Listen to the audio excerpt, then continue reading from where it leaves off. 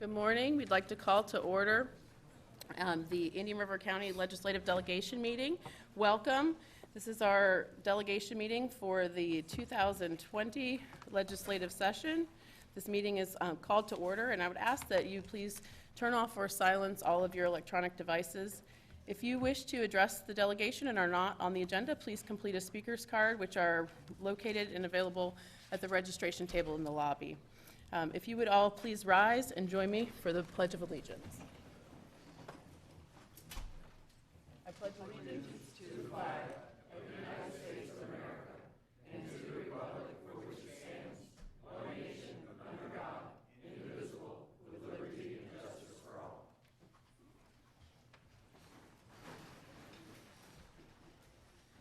Thank you. For those of you that don't know me, my name is Erin Grahl, and I am the representative for District 54. And noting that both members, including Senator Mayfield, who's here with us today, both members of our delegation are here, we do have a quorum. And so thank you for joining us today, and thank you, Senator Mayfield, for being here. We would also like to recognize the elected officials that have joined us at this time. State Representative Randy Fine. Thank you very much for being here. And if I missed your name, I know we had a list at the front. If I missed your name, please raise your hand. Terry Barenborg with the School Board in River County. Thank you. Dr. Ed Massey, President of IRC in River State College. Mr. Tim Zork, Commissioner, District 3. Ms. Laura Zork, School Board Member. Good morning. Chair Bob Solari of the Indian River County Commission. Good morning. Commissioner Flesher with the Indian River County Commission. Good morning. Commissioner O'Brien. Good morning.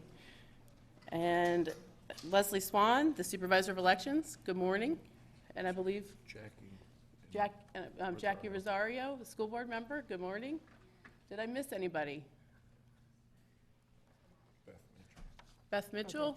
With the Sebastian Inlet District, and Dr. Moxley with the Indian River County School Board Superintendent, or Superintendent of Schools. Thank you. Thank you all for being here today. We are going to rearrange our agenda just slightly and take up the local bills and resolutions before we move into governmental platforms. And with that, we would like to ask Representative Fine to present his local bill regarding the Sebastian Inlet Tax District. Yes, that's.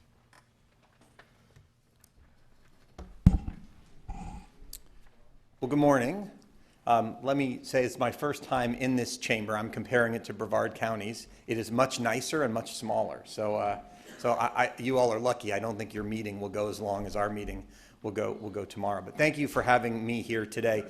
This local bill was a concept that was brought to me by some fishermen who, I guess, while they were in Sebastian Inlet, standing on the jetty, complained about the fact that they were being double taxed to go to Sebastian Inlet. They were taxed once when they got their tax bill. As everyone knows, the Sebastian Inlet Taxing District issues a millage rate, and we pay taxes for that. But then when they entered the park, they would have to pay a second time, and they felt it wasn't right.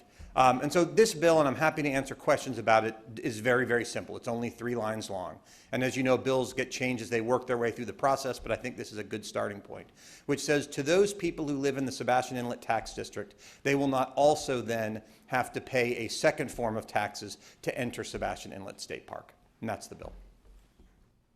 Senator Mayfield, do you have any questions? Okay, now I'm on. Actually, I had an opportunity to speak with Representative Fine on the bill.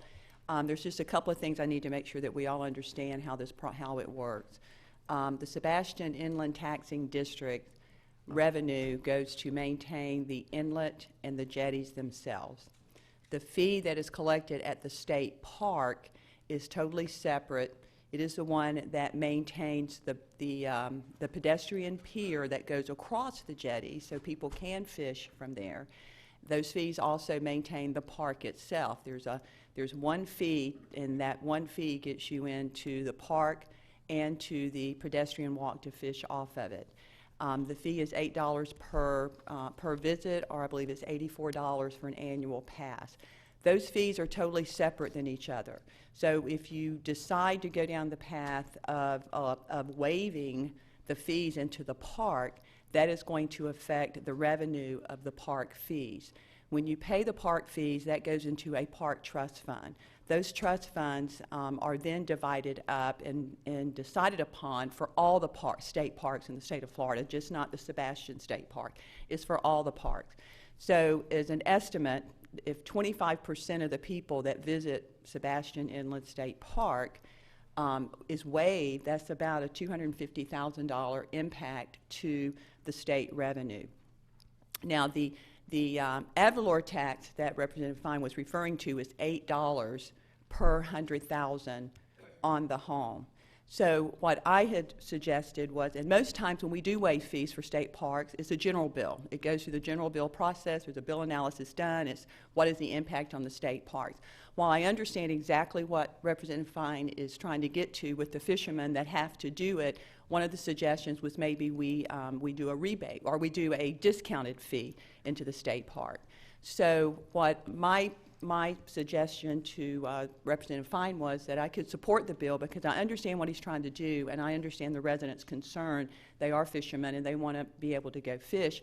I think at the same time that we need to kind of maybe look at this a little bit further as we go through the process and let the legislation go through the process, make recommendations, and make changes as we go through. So I'm in favor, Chairman, of voting in favor of this bill so that it can move through the process so that we can have a further discussion on the impact it would have not only, on the state parks revenue. Thank you, Senator. And I, too, have spoken with Representative Fine and with a number of different staff members in the House to determine whether or not this would, in fact, be properly in the proper posture as a local bill, or because of the impacts that it has to general revenue, whether or not a general bill would be more appropriate, so that we are having the broader discussion about what that impact to the State Park Trust Fund would be. It's my understanding that the revenue for the Sebastian Inlet State Park was about $1.8 million last year, and we had about $1.3 million in expenditures. So that difference of about $500,000, it therefore contributes to the rest of our state parks. We're considered a contributing state park. And so I have some concerns around that, but I do think that we've talked, I understand the ideas and the concept, and this is part of how legislation works. We start through the process, and here we are with a district that affects both Indian River and Brevard County. And I, like Senator Mayfield, would agree that we should move forward in this discussion, and this is a starting place. And so for that reason, I will support it today and work with you to see if this is in fact the proper posture, and make sure that it won't have hopefully a negative impact on the rest of our state parks that do not have the same type of attendance as the Sebastian Inlet Taxing District in that park. So with that, would you like to make any further comments? Yeah, I would just close by saying a couple of things to address some of your comments. They are separate, as Senator Mayfield has pointed out. The Sebastian Inlet Taxing District was created 100 years ago to create Sebastian Inlet. And if it wasn't for those taxes that are collected, there would be no Sebastian Inlet State Park. It was created actually 50 years later. And so the idea of these folks are creating this thing that we can then have a state park around. And I appreciate your understanding that there is some issue of fairness that we have to deal with. I appreciate Senator Mayfield's perspective on this. I think there are multiple ways to skin the cat. She had an idea, which I'm completely open to, that says, look, maybe we give them a discount and don't make it free. Maybe we make it a discount on an annual pass. I think any of those ideas really get at the crux of the issue. And so I'm open to all of that. And as you know, the way it's worked under Speaker Oliva, local bills go through 3 committee stops just like the other ones. And so there will be ample opportunity. There will be a bill analysis done at some point. Obviously, we don't do them for local bills, but that will all be put together. And last thing I would say is this, and you made an interesting point. If this would cost the park $250,000, that's basically what we're cutting the taxes of our constituents by.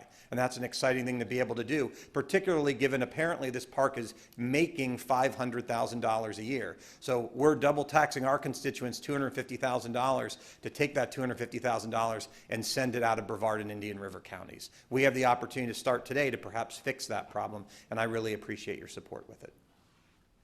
And with that, I would ask for a vote on the local bill that Representative Fine has presented. Senator Mayfield? Yes. And I, too, vote in favor of moving this bill into the next legislative session. Thank you. Thank you, guys. Have a great meeting. Thank you. With that, Senator Mayfield, we will now take up the rail safety resolution. Thank you, Chairman Graw. Members, as you know, there is a high-speed passenger rail that's going to be coming through our community. And because of the safety concerns that we've had throughout our community, being the Treasure Coast and Space Coast, we decided to have an OPAGA study done just to ensure that we, that our citizens are kept safe. So that OPAGA study came back. There was several recommendations that were made within that OPAGA study and for safety, and so I have filed legislation that mirrors the OPAGA study. And so what this resolution is just asking for the support of our delegation to support rail safety in the state of Florida, and that is what the resolution consists of, Chairman. Thank you, Senator. And at this time, would you like any public comment on this, or will we wait to hear from? No, if they would like, we can. Any questions or public comment? Are there any questions or public comment on the resolution? Okay, I know we'll be hearing from someone about rail safety later in the agenda. Okay, with that, I would make a motion that we support, as a delegation, we support the resolution for rail safety. Great, thank you very much.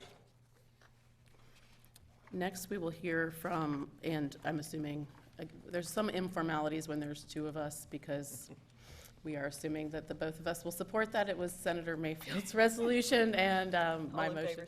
All in favor, say aye. All in favor, say aye. Aye. Thank you. And next we would hear from Dr. Faraday about his proposal about a local bill regarding Florida Statute 180.02. Dr. Faraday. Thank you very much. Appreciate your support for the past 11 years in the electric issue.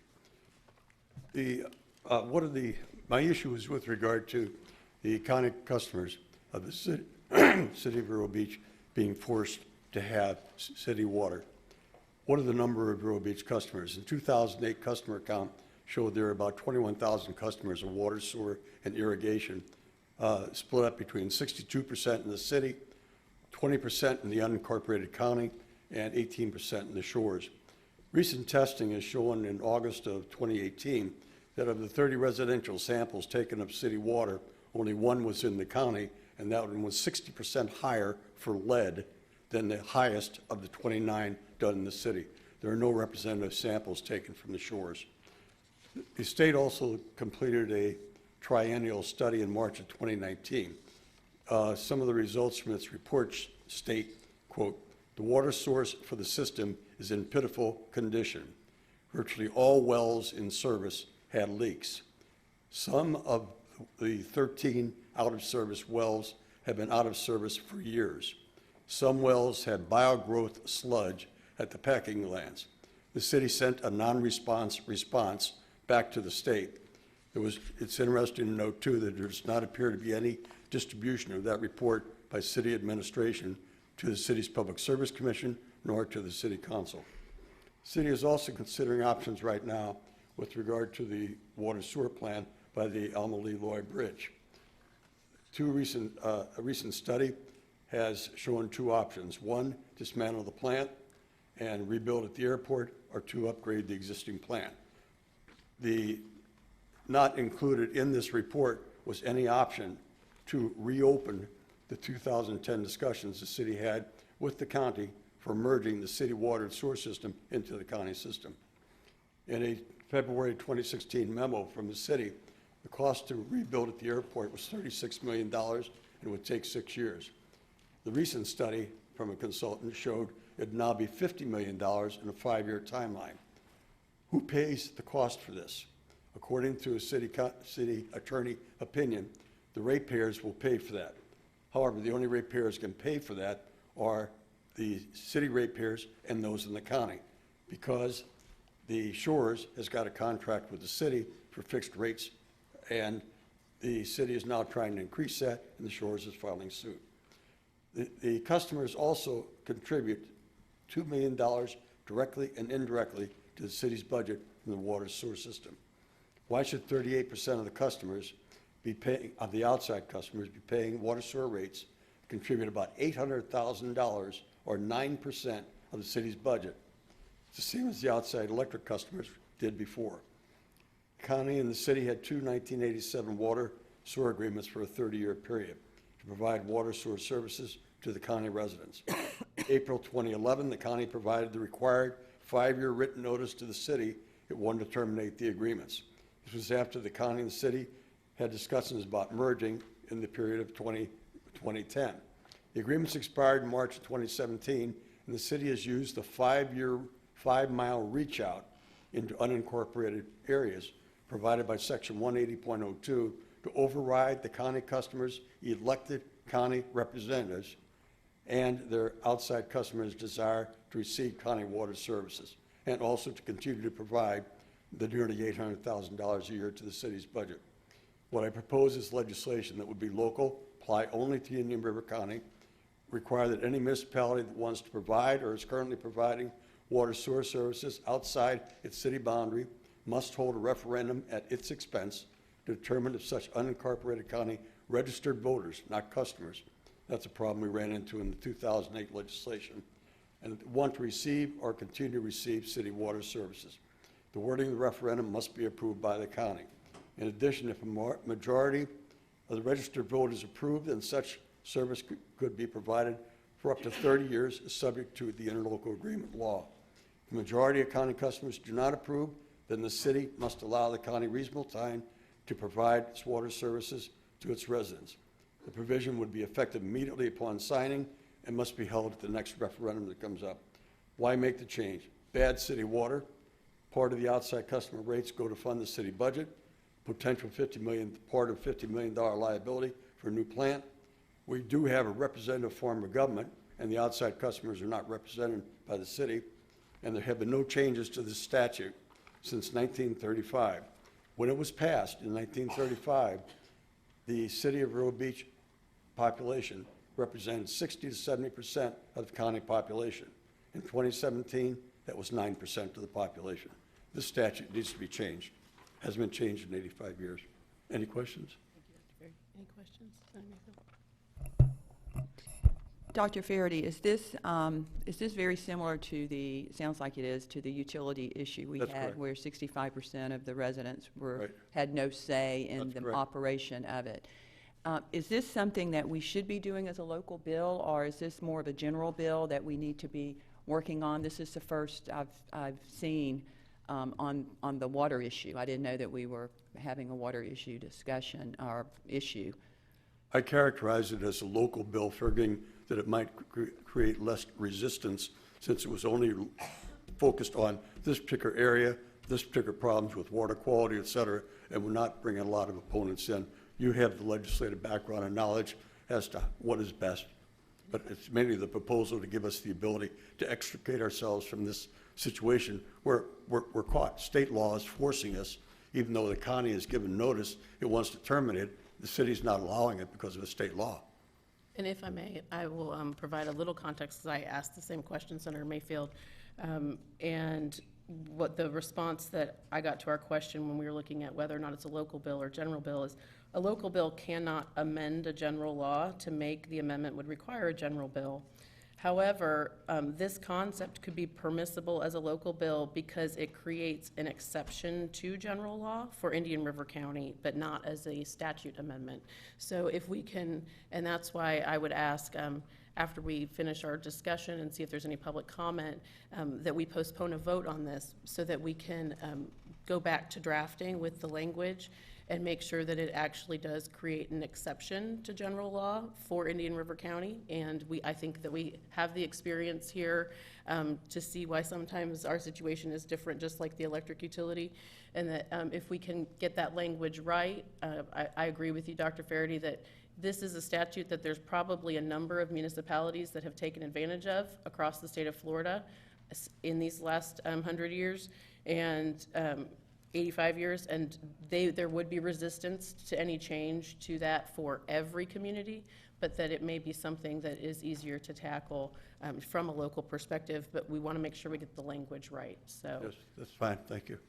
Okay, yeah, and I agree to that, and I will tell you, there's another community, Denella, that's in the Ocala area. They had the exact issue that you're talking about. They were in the unincorporated area. It was a private water company, and they sold to the local closest city, which was Denella, and their prices almost tripled once they did it because of the failing water system that they had.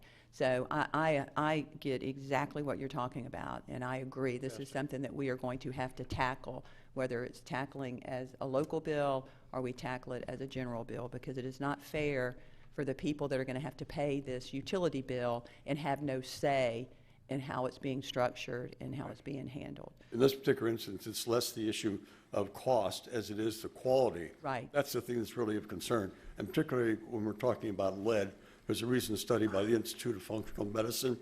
In that particular study, it indicated that the consumption of lead, even though it's below the federal standards, it is higher.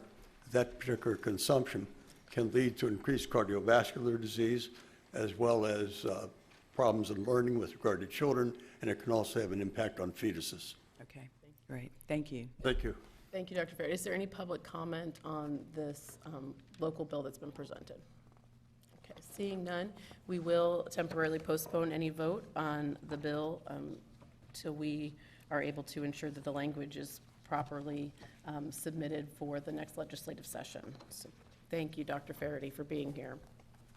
Now we will move into the governmental platforms, and at this time we will have a 5-minute limitation on each presentation.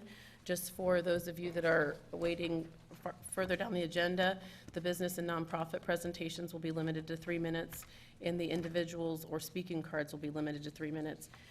Mr. Berenborg, my legislative aide, will have, you will hear a beep about 15 seconds before your time is up. That's your friendly reminder that you're getting close to the end of your time limit. And if you, we appreciate all of you being here, participating in this process, sharing with us your legislative priorities. And we, both Senator Mayfield and I, understand that the timeframes allotted do not necessarily give you all the ability to share the entirety of the issues that are important to you. And so our offices are always available for meetings, for more extensive dive deep into the issues that you're here to present today. But we appreciate you participating in this forum so that the public is also able to understand what's important to each of your organizations. So with that, we will hear, I believe I would like to introduce Dr. Ed Massey, but I think that we may be hearing from Andy Treadwell with Indian River State College.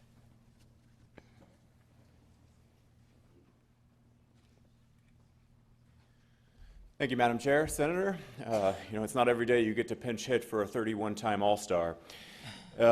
First, let me do the typical Dr. Ed Massey thank you. We do appreciate everything that our delegation does for us every single year. Your support and both the support of past legislators have allowed us to become the 2019 Aspen Prize for Community College Excellence, and that is a pride moment to get to say anywhere and everywhere. So thank you for that. Let me also add a thank you for your support on a project you're both very familiar with, and that's our Treasure Coast Advanced Manufacturing Center. We were one of 3 colleges last year who were awarded public education capital outlay funding in the Florida college system for that project. You helped us get $4.2 million towards that project.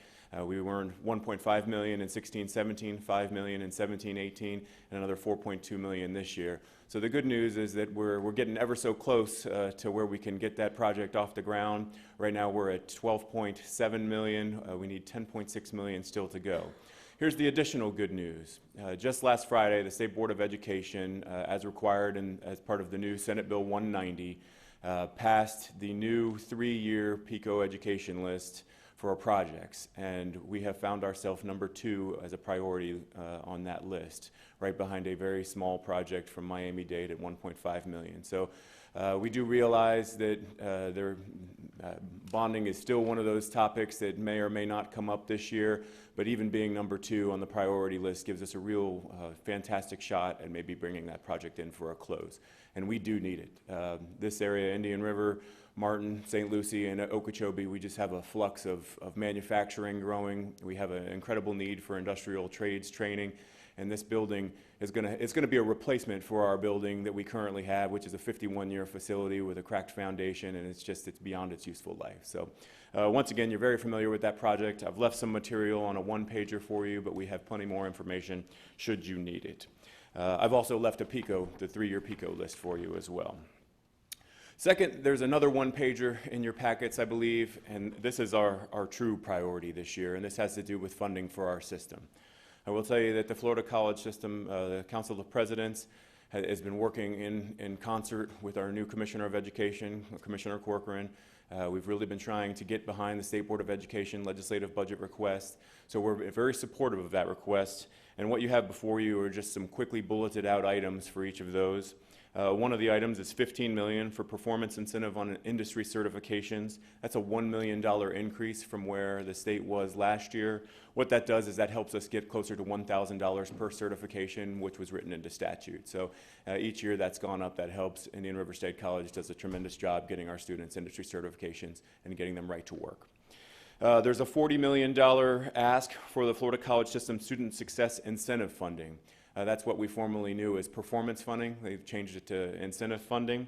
That's a $10 million increase. There was some methodology changes last year. We're in support of that. We're certainly in support of a $10 million increase this year, which would help the college. Commissioner Corcoran has also endorsed that with a tie-in to dual enrollment. So we haven't seen how that might play out, but Indian River has a robust dual enrollment program, and I believe that we do very well there.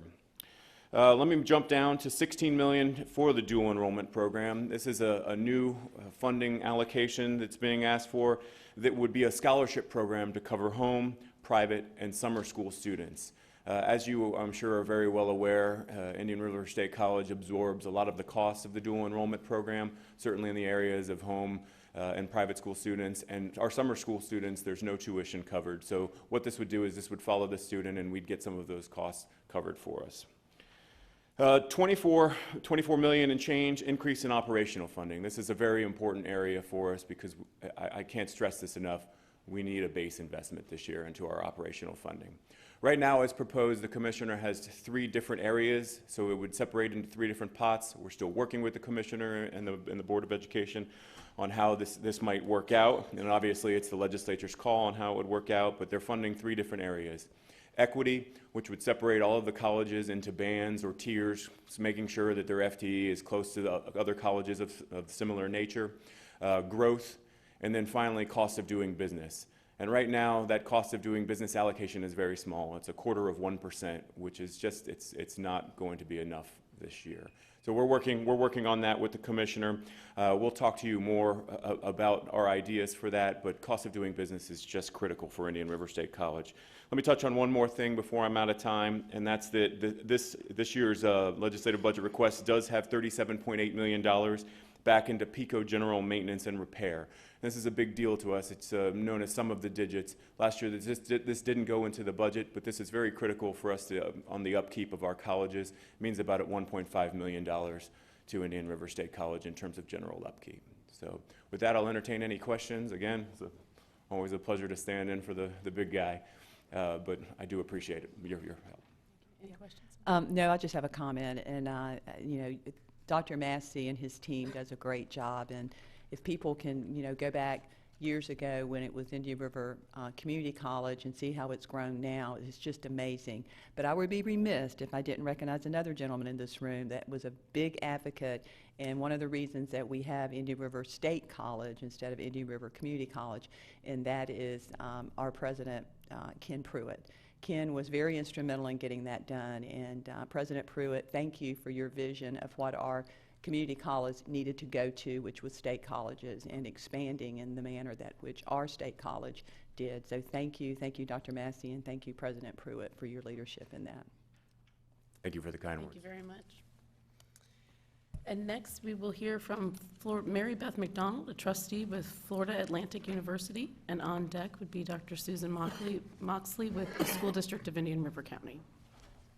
Good morning. Thank you. That's a tough act to follow, and I hear here to Ken Pruitt as well. Good morning, Chairman Grawl, Senator Mayfield, and the delegation. My name is Mary Beth McDonald, and I'm a member of the Board of Trustees for Florida Atlantic University. With more than 30,000 students on 6 campuses located across the Treasure Coast and South Florida, FAU is a true change agent within our state. And I want to thank you for your tremendous support, especially during the 2019 legislative session. And as a result of this support and your hard work and the hard work of the students, faculty, and staff, I'm proud to say that U.S. News and World Report recently ranked Florida Atlantic University in its list of top public schools in the nation for the first time in the university's history, landing at number 140 in the 2020 ranking of the nation's best universities. This past spring, more than 280 students graduated from FAU and joined our network of nearly 170,000 FAU alumni that reside throughout Florida and the world. I am one of those alumni many years ago. The university's goal is to pave the way for student success, first in their academic experience and later in their chosen careers. Thanks in large part to your support last session, FAU received funding for several large-scale projects that are of critical importance to the university's strategic mission and to the infrastructure of the campus, including $11 million for the FAU Jupiter STEM Life Sciences building, $11.5 million for the A.D. Henderson FAU High Development Research School, as well as a $12 million increase to our recurring operational base budget. In the 2020 session, Florida Atlantic University will once again seek resources to continue efforts in its journey to accelerate improvements and build a university of distinction. In addition to requesting recurring operational funds for our universities of distinction, proposed is applied artificial intelligence and big data analytics. The university also will be seeking PICO funds for 2 projects. First, we are looking to complete the Jupiter Research Building. It has received 60% of its funding from the legislature. Second, we will be again seeking funding to replace the K-8 A.D. Henderson University Lab School facility, which was originally constructed in the 1960s and is now beyond repair. We know that creating an environment conducive to academic excellence and economic growth is essential to keeping Florida at the forefront of higher education in our country. As a board trustee, I'm incredibly proud of the strides FAU has made to becoming America's fastest growing university. Support from individuals such as yourself is paramount to the university's success, and I want to thank you very much for all the time and service and attention that you've given to Florida Atlantic University. Thank you very much. you. Are there any questions? No. Thank you very much. Thank you very much. Next, we'll hear from Dr. Moxley with the School District of Indian River County, and on deck is Leslie Swan, Indian River County Supervisor of Elections. Good morning, Representative Grawl and Senator Mayfield. It is such a pleasure to be here this morning, and thank you for the opportunity to speak with you. We also appreciate your continued support of our community and our school district, especially our youngest residents, our students, of whom I proudly represent this morning. First of all, I'd like to thank you for your support this past legislative session as you continue to provide funding and support for safety capital projects, and for our mental health allocation and assistance for our students. We know safety and security is of critical importance to all of us, and that support has helped our district to look at our facility infrastructure to make sure that our facilities are as safe as they can possibly be, as well as to address the mental health concerns that we have so that we can be proactive and preventative with our students in their health welfare. You have a handout, a 2-page handout, that identifies our legislative priorities, of which I know that you will be able to review at your convenience. But I would like to this morning take a few minutes and highlight some of our priorities. We continue to strive to be a district of excellence because we know the role that our school district plays in the health and well-being of our community, as well as the state of Florida. We know number one priority, and is of great importance, begins with the teacher in the classroom. And having a highly qualified, highly trained teacher before our children is of paramount importance for our students and for our district to be that center of excellence. And so we ask that you continue to look at fully funding a sustainable increase to the base student teacher salary across the board for all teachers. We know that attracting the best, highly qualified, trained teacher to be in every classroom across Indian River County, as well as the state of Florida, is critical. And we know that that ensures the student performance of our students. And so we ask that you look at that priority, not just for Indian River, but across the state of Florida. We know that that is important for Indian River as we look for critical shortage areas to recruit and retain teachers, and particularly a diverse teacher representation in our classrooms to represent the student populations that are served in our school. We also know that supporting innovative and meaningful approaches to recruitment and retention is of importance. We thank you for your continued work and support as you've addressed certification process issues and streamlining that process as you've worked and supported our Commissioner of Education. The second area that I'd like to highlight that is foundational to our district being a center of excellence is early learning. The voluntary pre-K program, VPK, is of critical importance as it's foundational to the success of our students, as we want them to be on grade level and achieving at the highest levels possible.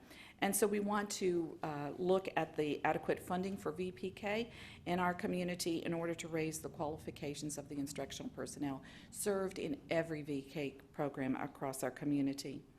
The third issue that I'd like to bring to your attention, and I know Representative Grawl, you may have had some conversations with maybe some of our board members, is about the TAN process. It does impact several districts in the state of Florida because we are considered a property-rich district, and it's how monies flow into our district, not only through the FEFP process, but through our local property taxes. And it's just something that I think needs to be looked at and studied. I know there is a solution in there somewhere, but I think careful review is needed for that. As you look at our handout, you will see that there are some other areas in looking at eliminating the one-size-fits-all funding mechanisms for our district. All districts are different, needs of students are different, and you can see, particularly in the exceptional student education areas, where the funding amounts that we receive do not adequately meet the expenditures that we've had to meet the needs of our students across the board. And you have some information about that on your handout. And the other areas in transportation funding. We know that safety and security is of paramount importance, the transportation of our students, and you can see the details of the funding of that. I look forward to working with you throughout this legislative session. If you have any questions, please feel free to reach out to us, and we thank you so much for your continued support and representation of our students in our district. Thank you so much. Thank you very much. Do you have any questions? Great. Thank you very much. Thank you. Leslie Swan, Indian River County Supervisor of Elections. Good morning. Good morning, Representative Grawl, Senator Mayfield, and I too want to publicly thank you. You all are always so supportive of the Supervisor of Elections office. This year, our association, the Florida State Association of Supervisors of Elections, have adopted several priorities for this legislative session. I'm going to highlight a few. One of them is we would like the implementation of super voting sites. These sites would provide voters the opportunity to cast their ballot on Election Day at any of the designated super voting locations. And this has kind of bubbled up because of what happened in Hurricane Matthew in the Panhandle. They lost so many of their polling locations that they had to set up these sites where they were available, and it was very successful. And these sites are very beneficial. They would work like early voting sites so that anyone in the county could go to any of the sites to cast their ballot on Election Day. So it really will save a lot of money as far as our staffing needs, equipment needs, and also ballot printing needs, because we could have ballot on demand printers at all of these large sites. And of course, anyone could get a ballot mailed to their home for them as well. Another one of our priorities is we're asking to allow the option for the state-approved automated independent audit systems that can be used by our county canvassing boards and the supervisor of elections to be used to conduct machine and manual recounts. We already have approval to use these systems for our post-election manual audits, but these are really great for the counties that would like to use them. They're independent of our tabulation system, so it's kind of a check and balance. And then when it comes to a machine recount or a manual recount, all the ballots will have been scanned in already, so they're already separated. You could pull up all the good ballots, all the overvoted ballots, all the blank ballots, so it would make the whole system a lot more efficient as far as recounts go. We're also asking to provide a public records exemption to all voter information contained in the statewide voter registration database, including email addresses and phone numbers, except for legitimate political purposes. There is so much identity fraud going on, and we are having people call us on a daily basis to ask to be removed from the voter rolls because this information is floating out there. So that's one thing we'd like.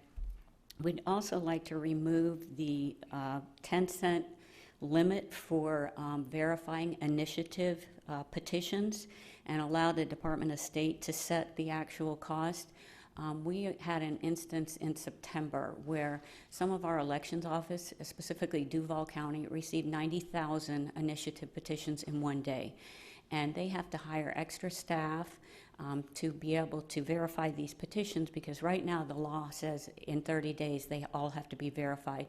And there's other things that are being done at the same time at the elections office, so it makes it difficult. And if we could extend that time period from 30 days to 60 days to verify those petitions, that would be helpful as well. We're also asking if we can extend the recount deadlines. This was the first time in 2018 that we had 3 statewide recounts, and it's not as bad for a smaller county like we are, but these large counties, for example, for a primary election, you have to have your recount returns in by 3 p.m. on the 5th day after the primary election. Well, you have to have your unofficial results, which would determine the recount on the 3rd day after the election. So that gives you less than 2 days to perform a machine recount. And in these larger counties, they have to be going all night long to complete these recounts. We'd also like to eliminate the requirement if the governor or a judge extends the voting hours past 7 p.m., state law requires that they have to vote a provisional ballot. And it takes a while to process each provisional ballot when the person casts their votes. And we would like it that if we could just segregate those ballots and put them in a separate area so that they can be brought back to the elections office and we can tabulate them separately. So if the extension of the hours was ever challenged in court, we would have the ballots separated, and we would only use the ones that were cast during the regular voting hours, so we'd get an accurate total. And the last thing we're asking for is, as far as early voting sites, a state statute designates only certain sites that we can have early voting, and then there's one wild card. We think we should be able to determine, we know what sites are suitable for early voting and that can accommodate them. So we appreciate all your help, and thank you so much. Do you have any questions? No, I just have one. Is this going to be a policy change that the association is going to be putting forth as a whole on some of the changes since Yes. this is a statewide change? Yes. Okay, great, thank you. All righty. Thank you very much. Very much. Commissioner and Chairman Bob Solari, Indian River County Board of County Commissioners. Thank you for being here today, and I would like to take this opportunity to thank you for your hospitality, not only in hosting our legislative delegation meetings, but also for hosting our offices and your complex here. It really helps, I think, the constituents be able to work with all areas of government, and we have certainly acted as partners for the last number of years, and I appreciate that, so thank you. I think that's a good point. We have acted as partners, and we certainly enjoy having you here, and we thank you for all the work you've done for our constituents over the last years. I'd also like to thank you both for trying in the last years to fix a problem that really shouldn't be, and that's on the biosolids.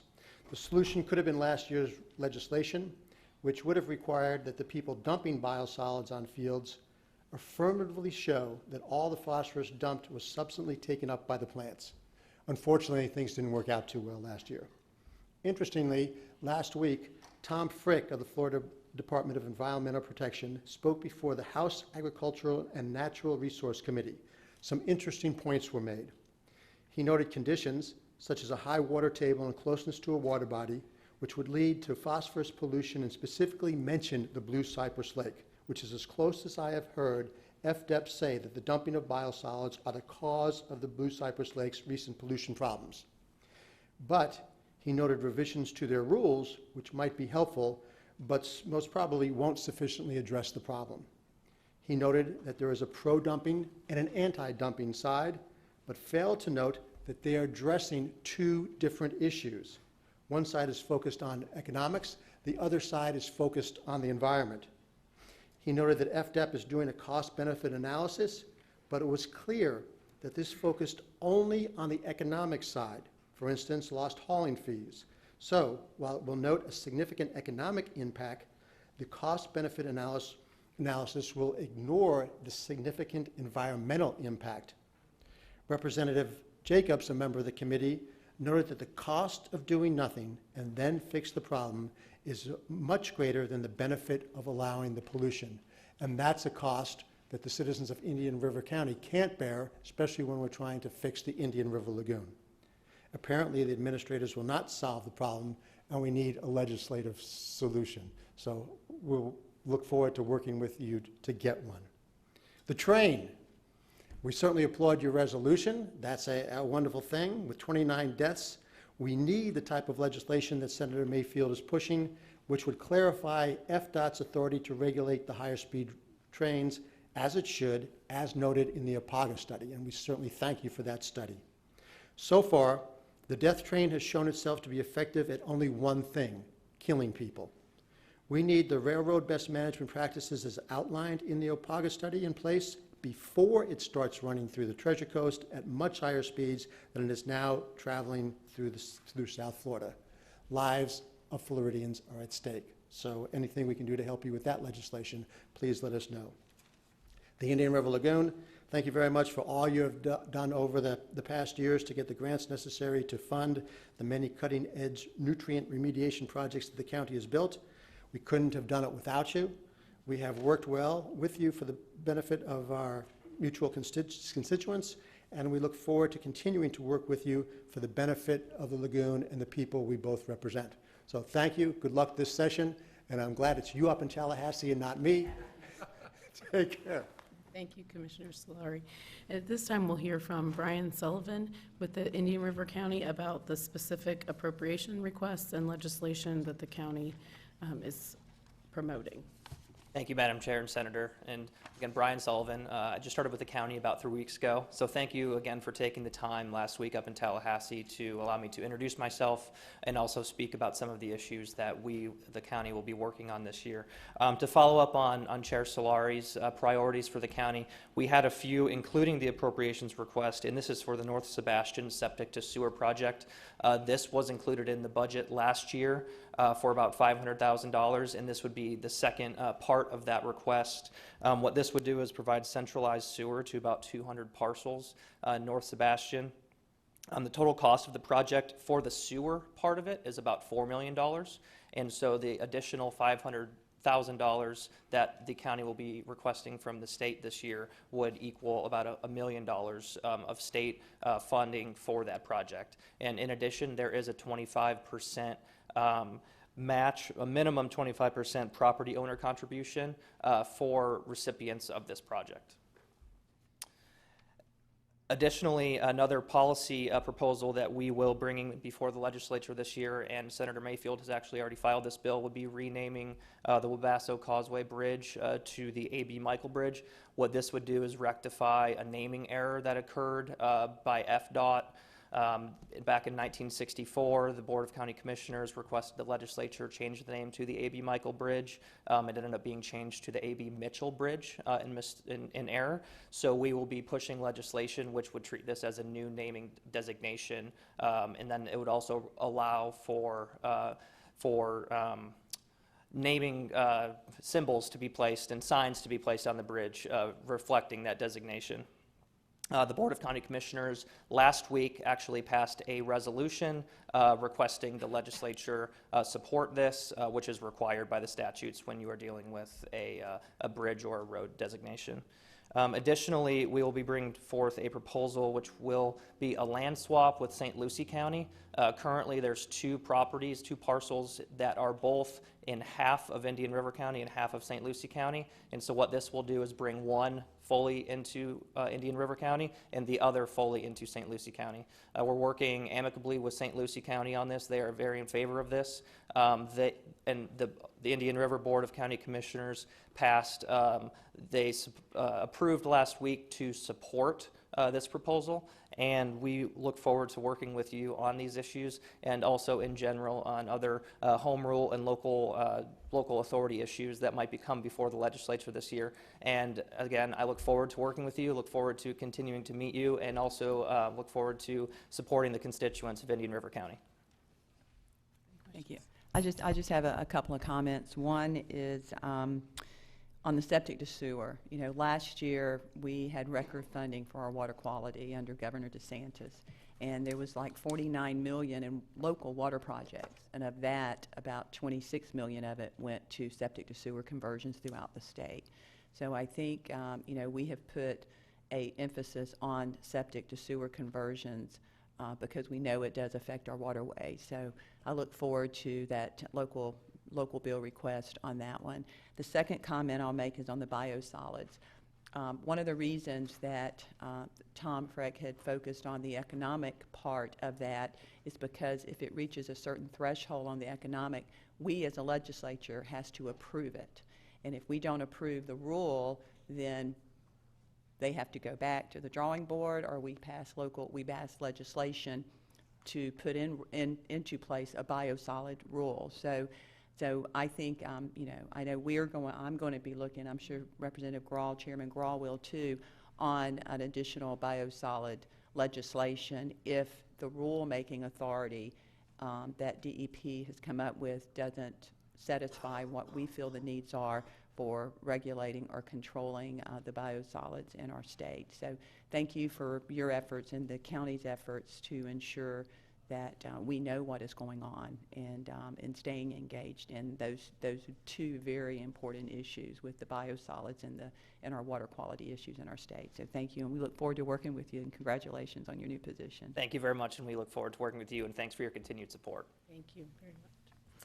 We are now going to move to the business and nonprofit presentations, and these presentations will be limited to 3 minutes each. We thank you all for being here today. First, we will hear from the Florida Police Chiefs Association, our very own Chief Keith Touchberry, the Felsmer Police Department. Welcome, Chief Touchberry.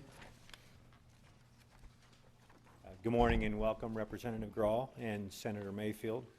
Greetings also on behalf of the FPCA and our Executive Director, Amy Mercer.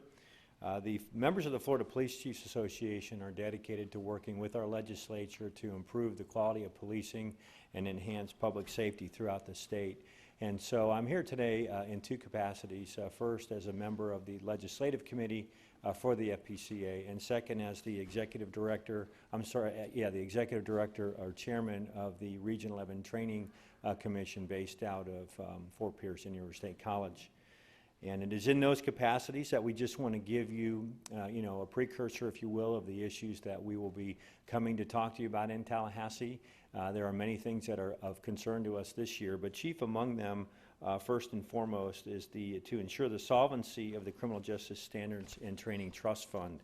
And as you may know, there are 40 criminal justice training centers throughout the state, Indian River State Colleges, where I happen to be the chair of our trust fund. And we offer advanced training courses to approximately 86,000 law enforcement officers in the state.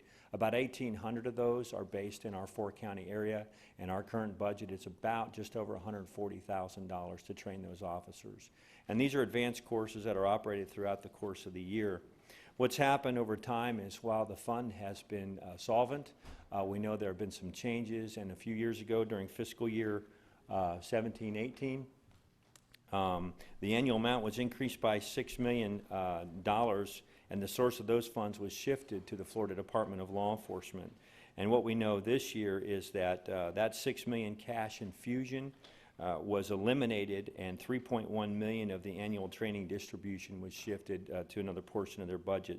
So in a sense, what's happening is FDLE is going to be coming to you and asking for $5.5 million to make sure that this trust fund stays solvent so our officers can get the training that they need. The current rate is $80 per officer, and we'd like to see it remain at that rate. So look for that. And then secondly is another matter of great concern to us. When we conduct internal investigations as a result of complaints against officers, we follow the guidelines established in Chapter 112 and the Police Officers' Bill of Rights. And recent and not so recent judicial interpretations of that law, chief among them is Miami-Dade County versus Dade County Police Benevolent Association. Implicit in this opinion is the restriction that internal investigations of sworn employees where discipline is contemplated by the chief executive officer, that investigation must be conducted by that agency. We have about 260 law enforcement officers in the state. Many of them are small departments, a lot of them less than 10 officers, and this hampers our chiefs. And so what we would like to see happen is the ability to go outside so we can conduct a proper internal investigation so that we can ensure transparency and maintain public trust. This is very important to us in the state of Florida. So we are working with potential sponsors for a bill. Language has been drafted, and you can possibly anticipate that coming forward as well. So thank you both for your time today, and good luck Thank you in the very much. session. Next, we will hear from John Catugno with the Alzheimer's Association. On deck is Stacy Watson Mesley with the Big Brothers Big Sisters, St. Lucie, Indian River, Okeechobee. Good morning. Senator Kroll, Senator Mayfield, I'd like to thank you for the opportunity to address you today. My name is John Catugno. We've previously met. I serve as the ambassador for the Central and North Florida chapter of the Alzheimer's Association. Briefly, Alzheimer's disease is the only top 10 leading cause of death in our country without a prevention, treatment, or cure. It ranks as the 6th leading cause of death in America and the 6th leading cause of death here in Florida. Currently, there are 5.8 million Americans living with the disease, and there's a roughly, for caregivers, it's roughly a 2 to 1 ratio, so you can do the math on that and see the number of caregivers who are affected. Every 65 seconds in the state of Florida, or in the country, someone is diagnosed with the disease. The second highest prevalence rate is in Florida, and we are actually, based on our demographics, migration patterns, are ground zero for what's going to be happening in the future. Specifically, in Indian River County, 6,200 people are afflicted with the disease. Our state, given our state prevalence and again the migration patterns, this is something that's only going to increase, and it's probably everyone in this room is some way, shape, or form been affected or knows someone who's been affected by the disease. With that in mind, I've approached you, some of you directly and some of your staff. I'd just like to go over what our objectives and priorities are going to be at the legislative session. Establish a dementia dementia coordinator with the Department of Elder Affairs to facilitate, support, coordinate state programs and policies related to Alzheimer's and other forms of dementia. Excuse me. Provide protections against elder abuse and exploitation by passing vulnerable investor legislation. Ensure facilities are providing the most effective and updating training programs for employees who interact with and care for the people living with Alzheimer's disease. And funding for the Brain Bus, which is a mobile outreach program which offers early detection and awareness education, other resources, and specifically for diverse and underprivileged and underserved communities. And I happen to have the privilege of being selected to be on the SHIP committee, Priority 9, 3.3 subcommittee that's going to be addressing mobile outreach to these part of the Department of Health through the governor's auspices, and also increase the support of respite services for the Alzheimer's initiatives to assist 1.2 million caregivers in Florida, and increase funding for the Ed and Ethel Moore Alzheimer's research program for Florida, because we understand research is fundamental in finding a cure for the disease and efficacy of treatment. While the Alzheimer's Association asks for your support, we are here to educate your constituents. We maintain a 24/7 confidential hotline manned by professionals, and on behalf of the Central and North Florida chapter of the Alzheimer's Association, and Florida's diagnosed with Alzheimer's disease and their caregivers, I thank you once again for your service and your ongoing support.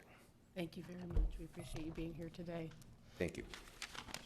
Next, we will hear from Big Brothers Big Sisters of St. Lucie, Indian River, and Okeechobee counties, and on deck is the Clean Water Coalition of Indian River County. Good morning. Thank you so much for having us today. I wanted to share with you some of the successes of this last year. We were able to serve over 1,687 students, and out of those 1,687 students, 100% achieved academic success. So when we think about that, in Indian River County, currently 46% of our students are not reaching kindergarten, ready for kindergarten, social, emotional, and academically. We also have 40% of our students not reading by 3rd grade. We know what that looks like down the road when we think about high school dropout rates and then how those students can also participate in the economy. With Big Brothers Big Sisters, we want to continue serving these children and grow our services, and it is with your support that we've been able to do that. So we wanted to thank you for this year's support of our Department of Education, $3.48 million that came through the Big Brothers Big Sisters Association of Florida, as well as the Department of Juvenile Justice, $1.5 million, and the Department of Economic Opportunity, $250,000.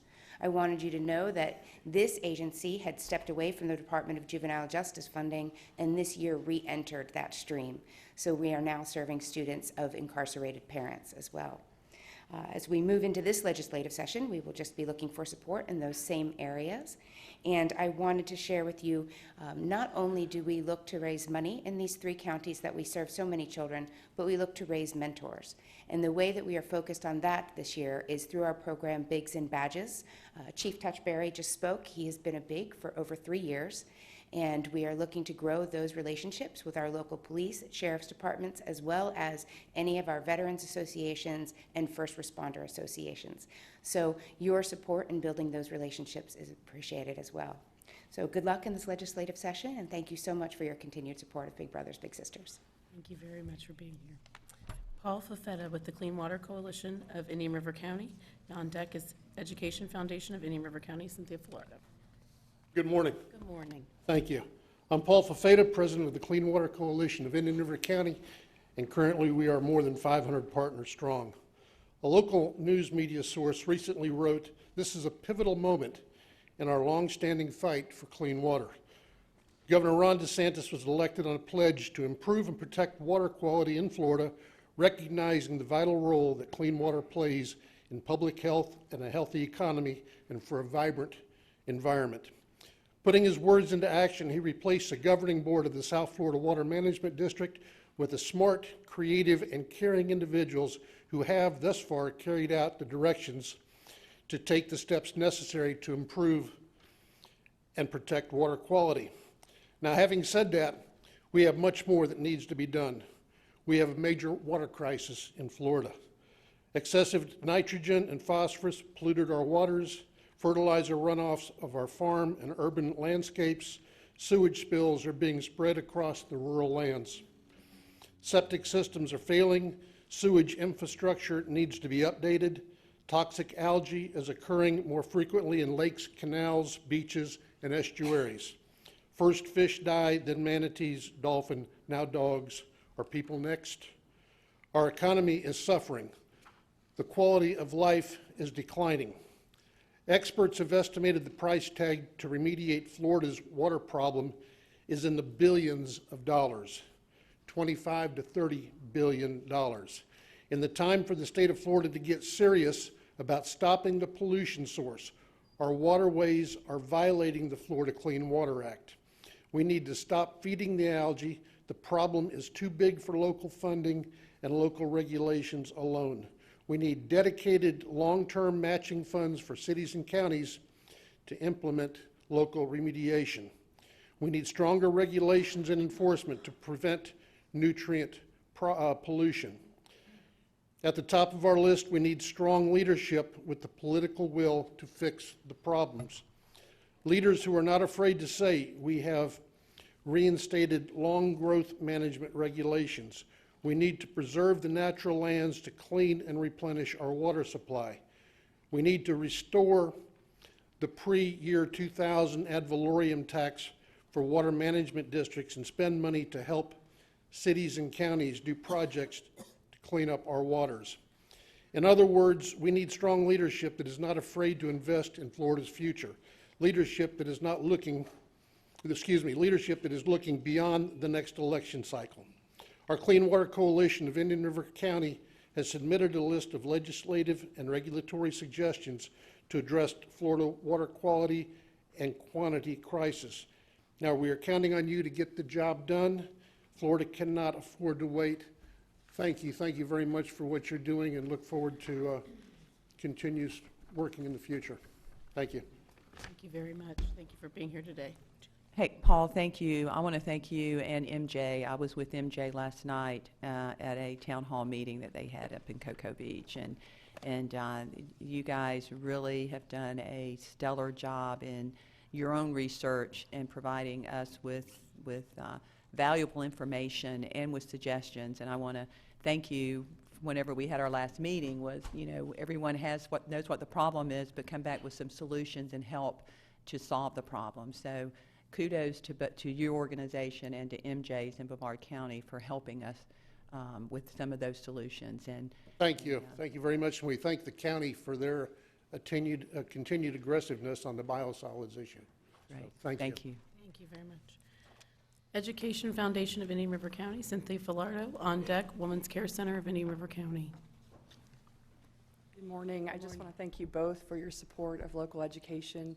I'm here representing, as I said, the Education Foundation, but on a statewide basis, I'm representing the Consortium of Florida Education Foundations, which serves almost every county in the state of Florida. So as an independent 501c3 designee, we work to support the strategic goals of the local school district to ensure academic success of our students pre-K through 12th grade.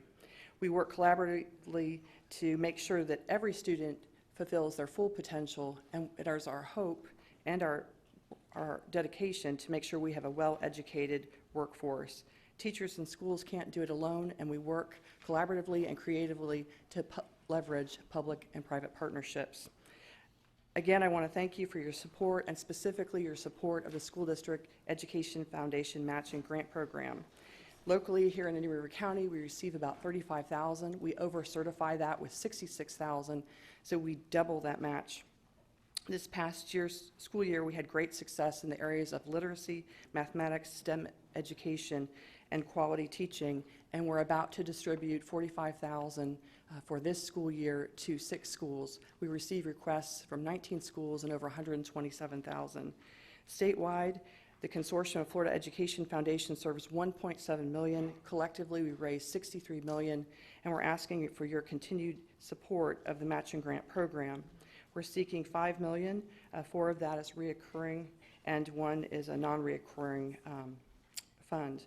We pledge to leverage every single dollar that you give to us to have the greatest impact of students. And I just want to say specifically this past school year, we were able to increase kindergarten readiness rates with our Step Into Kindergarten program, which served 30% of the entering Title I population of students. And we've seen an increase in graduation rates, which I'm sure you're aware of, and programs such as integrating physics into robotics is one way of leveraging that and helping students think about futures in STEM and be prepared for our workforce. Thank you. Thank you. Thank you for encouraging innovation here. I'm certainly singing the praises of many of your programs in Tallahassee on a regular basis, so thank you. Women's Care Center of Indian River County, Jerry Krempel, Rorick. On deck is Indian River County Democratic Executive Committee, Adriana DeCanter. Good morning. Good morning. Thank you. Like all nonprofits here today, I think we all are here to let you know the impact that your work has on this county. And obviously to thank you for that work and to ask for your continued support. Our 6-year gratitude report has been included in your packets for review, and we feel it proves that there was a need in this county for serving moms and babies. And it also shows you the impact that we have had. Of the 1,200 babies that are born in Indian River County last year, 530 of those babies began with a visit to Women's Care Center. They come for free pregnancy testing, free ultrasounds, and many educational classes.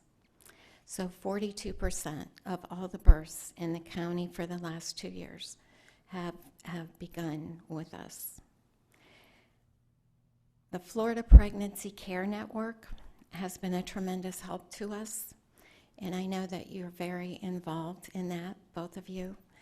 And as one of the 90 pregnancy centers that are involved in that, I want you to know that that is very important to us. And as a nonprofit, all of our services are free. So other than the generous donors in this area and the grants that we seek, this earned funding is very vital. And I also want you to know we are all very good stewards of this funding. We have seen the needs in this county continue to grow, and we have made a commitment to double down on our mission this year. We are going to open a new center in Fort Pierce on Delaware Avenue. And so again, we will ask for your continued work in this area. Our goal is only to serve one woman at a time, one baby at a time, and one family at a time. So I thank you both for this. Thank you very much. Next, we will hear from Adriana DeCanter, Indian River County Democratic Executive Committee. And on deck would be Dr. Edie Witter with Ocean Research and Conservation Association. Good morning. Good morning, Representative Grahl and Senator Mayfield. First, I want to wish you a happy National Voter Registration Day. And I also want to thank you for your public service. And I also want to thank Senator Mayfield for responding back to me after the last legislative delegation session. I appreciate that. And I appreciate your Mayfield Minute. That's very informative. Thank you. Today I'm going to read to you a resolution our local Democratic Party passed in 2017 on gun safety.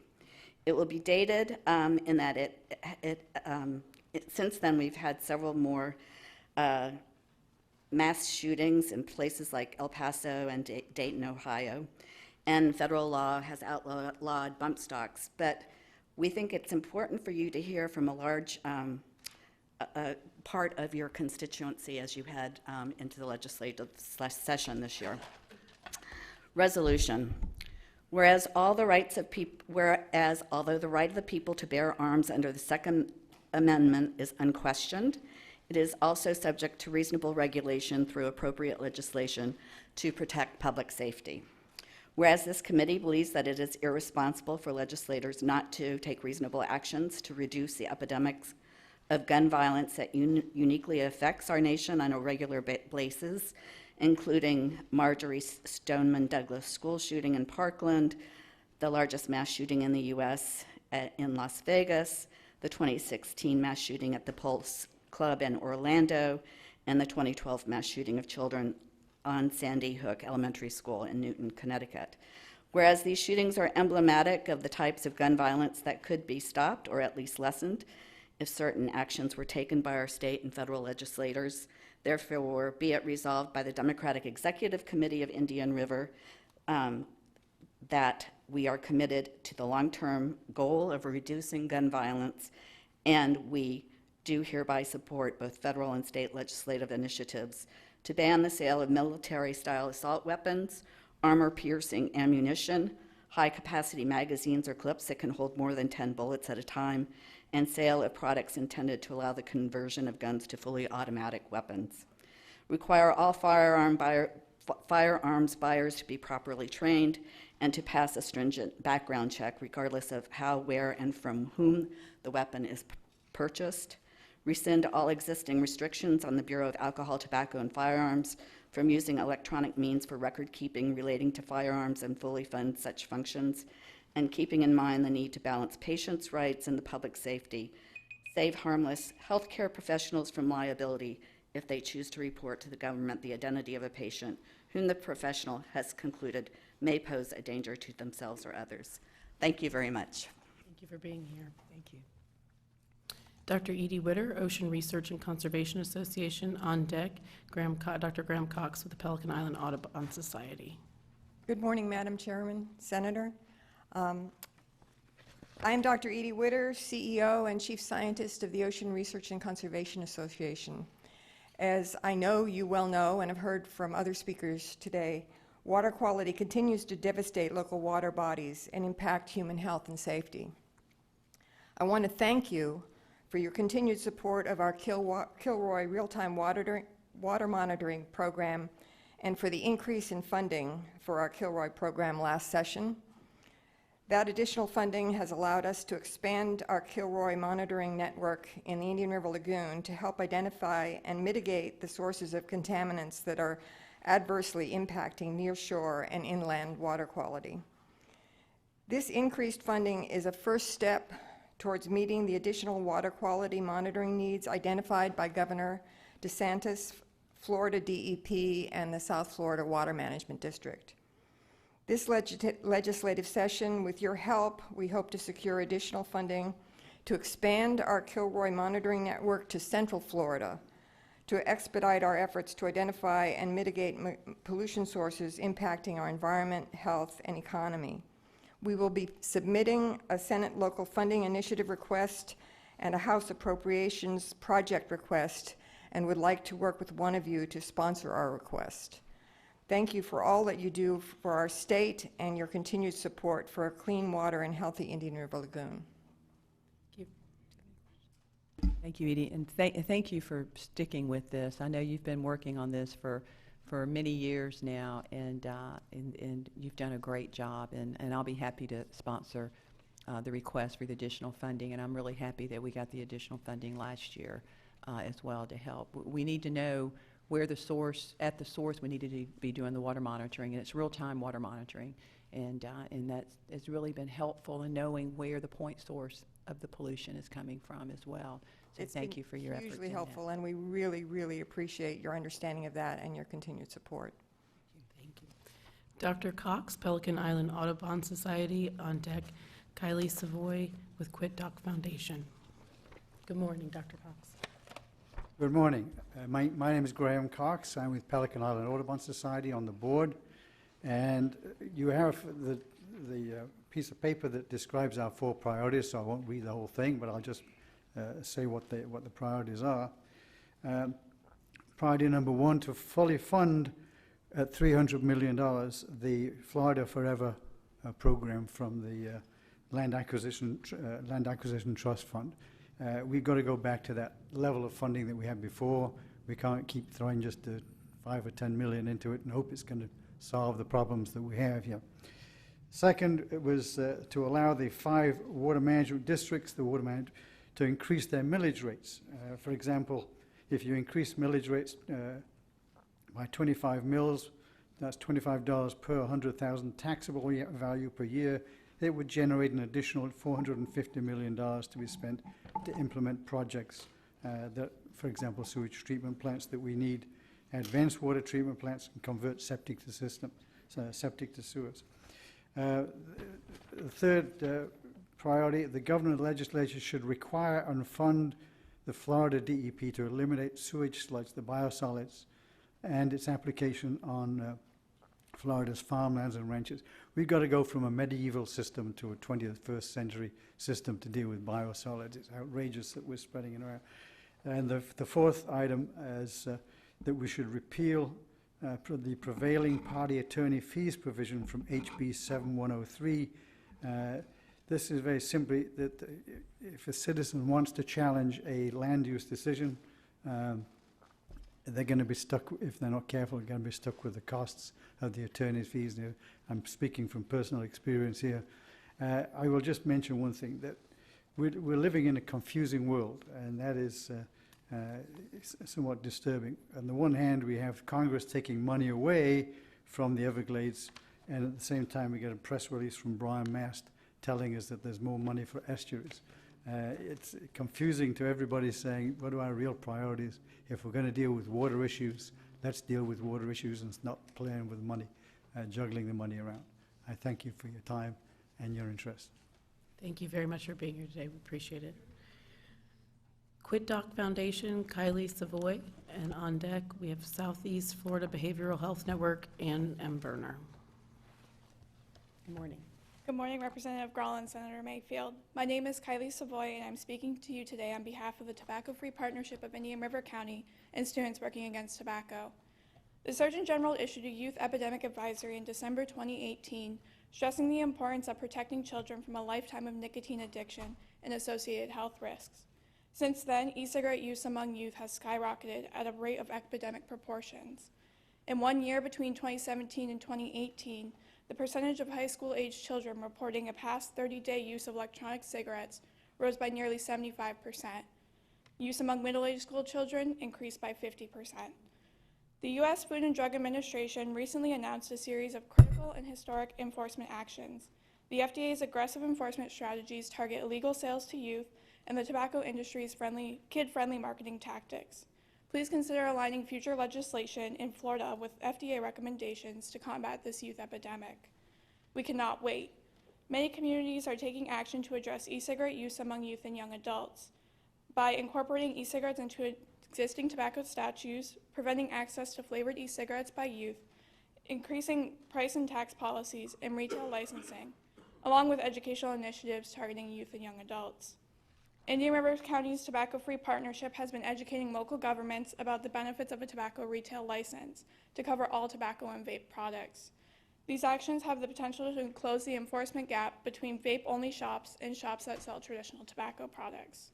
On behalf of our local SWAT and Tobacco-Free Partnership, I thank our legislative delegation for allowing our voice to be heard today. In order to continue protecting youth from a lifetime of nicotine addiction, the proportion of tobacco trust funding that supports community-based tobacco prevention programs should be increased or at the minimum maintained at its current level. By doing so, you are protecting Florida's most valuable asset, its youth, from a costly and deadly addiction. We look forward to working with you now and in the future to promote healthy lifestyles and healthy choices for both youth and young adults. Thank you. Thank you. Thank you. Thank you very much for being here today and participating. Southeast Florida Behavioral Health Network, Ann M. Berner on deck, South Beach Property Owners Association, Dr. Miles Conway. Good morning, Ms. Berner. Okay, maybe we will go right to South Beach Property Owners Association, Dr. Miles Conway. Good morning, Mr. Conway, Dr. Conway. Good morning. My name is Miles Conway, President of the South Beach Property Owners Association. The South Beach Property Owners Association addressing this delegation today under a sad cloud in the form of the patriarch of our organization, Mr. George Lambourne, passing away at the age of 83 on July the 17th from an apparent heart attack at his home. Mr. Lambourne was a 4-term past president of our organization and equally important held the portfolio of public safety and environmental protection for the South Beach. Some of you knew him very well and attended meetings he chaired. Part of his portfolio was addressing the pox of licensed and unlicensed transient boarding houses operating in the South Beach and the county in general. Mr. Lambourne had attended these delegation meetings in the past, and it was his desire to address this meeting today, but fate had other ideas. In preparation to address this meeting, he had worked on a report for 4 months as he was progressively disturbed by repeated attempts by Airbnb to finance bills through the legislature to preempt the flimsy and milquetoast county regulations he and other members of our board had fought so hard to get passed through our very pro-daily rental Indian River County Commission. In recognition of Mr. Lambourne's last civil effort and report for the South Beach, I will briefly put into the public record the highlights of his report. He was particularly disturbed and annoyed that our repeated requests and telephone calls and messages to this delegation to facilitate meetings with uninformed Senate and House committee chairmen has fallen on deaf ears. He documents his and our dismay that despite all the reports and presentations he and our board have made on the preemption bills in the House, the preemption bills in the House had passed through committees on 3 consecutive sessions. His report concludes on these events that the only reason these preemption bills have failed to pass the Senate and go onto the floor for a vote is due to mistakes made by Airbnb financial sponsors rather than substantive issue efforts made by the anti-rental side.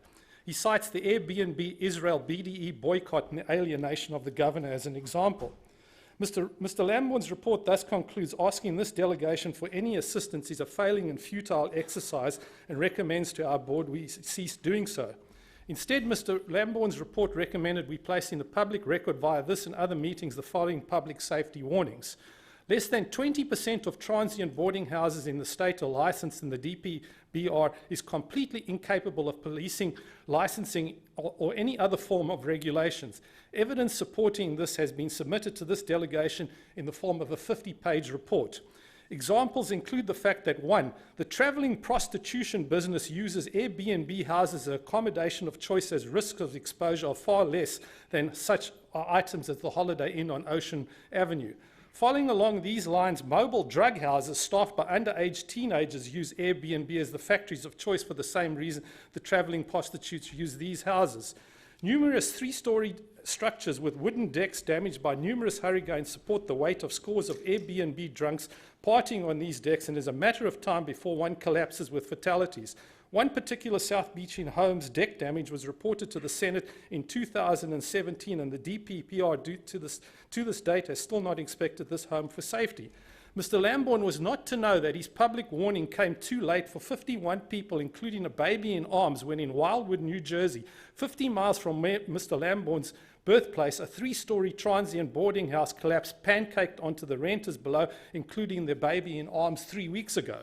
Wildwood, New Jersey is to New Jersey what Melbourne is to Florida. And Mrs. Mayfield, you would do well to inspect safety at 3375 South A1A Melbourne on your way home tonight, as shown in the evidence emailed to you. It is a matter of time. Deck pancaking is going to occur in Indian River counties with fatalities, and it is our civic duty to put you on notice in this regard. Lastly, Mr. Lambourne's report includes, not for the first time, former Attorney General Bondi's AGO report of 2014, where she deemed a misdemeanor of the 2nd degree to be operating in illegal transient boarding house, punishable by 1,000 fines and mandatory remedial courses.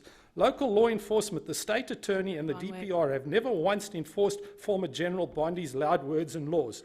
In conclusion, this delegation, via 50 pages of evidence electronically submitted to your office, now formally puts you on notice of the very real risk transient boarding houses pose in Indian River County. In the odd 2019 to date Mayfield minutes mention is made of every public... 30 seconds. Okay, well, we are far past your 3 minutes Okay. at this time, and we appreciate you being here and the Thank you. report that was sent. Thank you very much, and we will continue to work on these issues and making sure that the state does not preempt them any further. Thank you. Next, we will hear from Treasure Coast Food Bank, Krista Garofalo.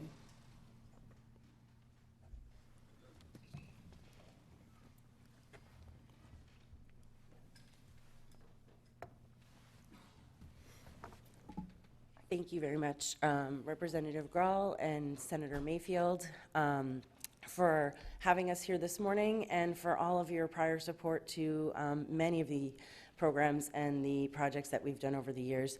I want to especially thank Senator Mayfield for all of your support last year with our project and the appropriation that we worked on together.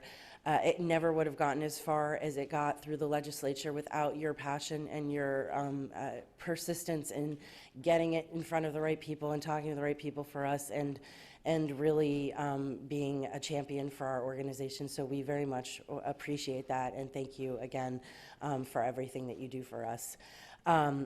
Our President and CEO, Judy Cruz, could not be here today, and she very much is very sorry that she can't be here.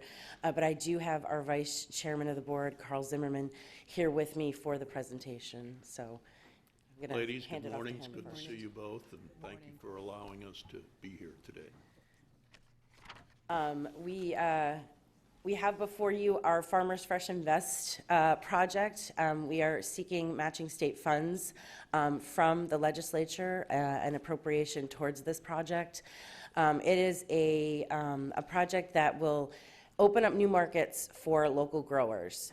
It'll allow us to bring them, generate new revenue for them by opening up these markets, but also to reduce food waste in the community and in that industry.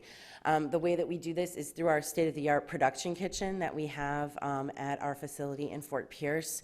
It has equipment that is not found anywhere else in the state of Florida in order to cook and process and bulk produce food at a 100-gallon and 200-gallon kettles in order for us to provide more and more people with access to fruits and vegetables.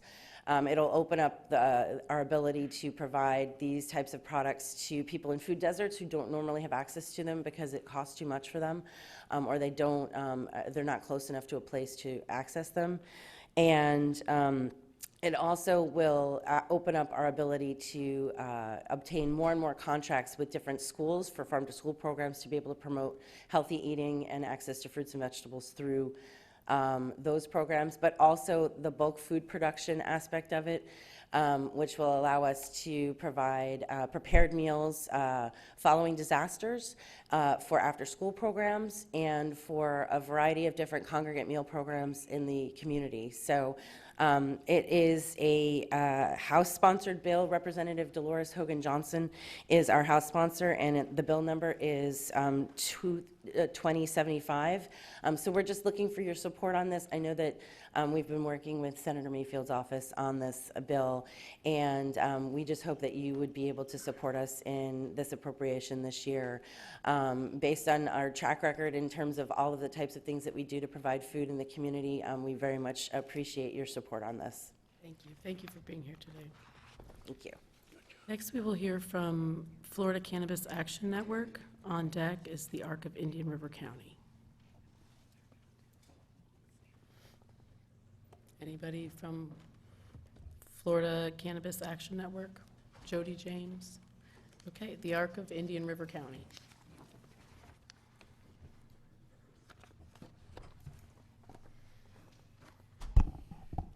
Good morning, Representative Grawl and Senator Mayfield. I'd like to take a moment to say thank you very much for your support last legislative session in helping to raise some of the residential rates. As you are both very familiar with special needs in Florida, the rates that for most of the services are still 11% less than they were in 2003. ARC of Florida and several groups will be putting together legislation to look at raising one additional service this year, our day program, by 11%. We're going to be asking the Florida legislature to put $9.4 million in the budget. 60% of that is matched by federal money, so only approximately $3.4 million will come out of the Florida legislature budget. Presently, the rates are so compressed. The staff and the ARC has not been able to offer, and most ARCs around the state are not able to offer health insurance, and the median wage for the direct care staff are $10 an hour. And so any support that you can do to assist with increasing some of our rates for our services are greatly beneficial. Thank you. Thank you. Thank you very much for being here. Next, we'll hear from the Alliance for Safe Trains, Sally Dillon, and Marine Industry Association of the Treasure Coast is on deck. Good morning.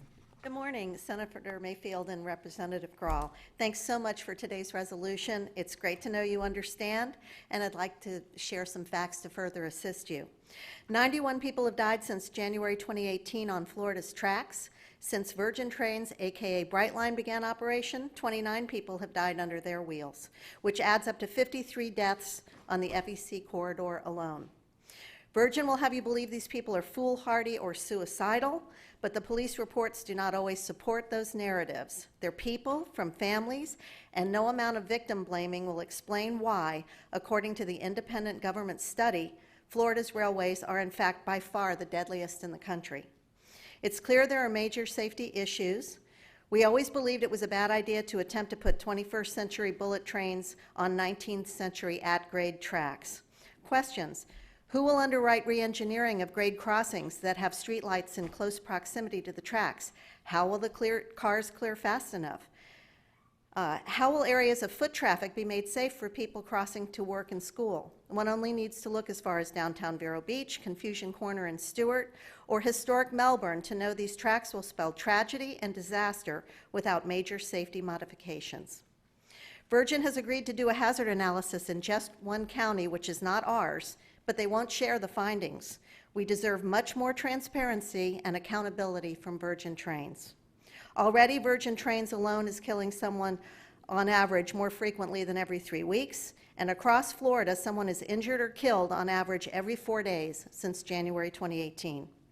Can you imagine how many more will die when the trains are going 110? That's the distance of a football field in less than 5 seconds. We at the Alliance for Safe Trains applaud Senator Debbie Mayfield for her upcoming proposal of safety legislation and for the support of other governmental leaders, including Senator Harrell, Representatives Grall, Altman, and Magar, and a growing list of community leaders from municipalities up and down the state, including our local Commissioner Solari. It's absolutely alarming to think of trains going over 100 miles per hour through our downtown areas without the safety precautions you see in other areas of the United States. Virgin must supply the mitigating safety features outlined in the independent government study, which to date they appear to be ignoring.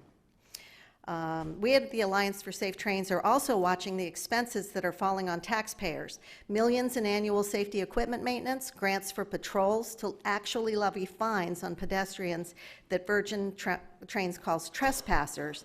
These are the same trespassers that have cut paths across the tracks as a way of life for the past 100 years.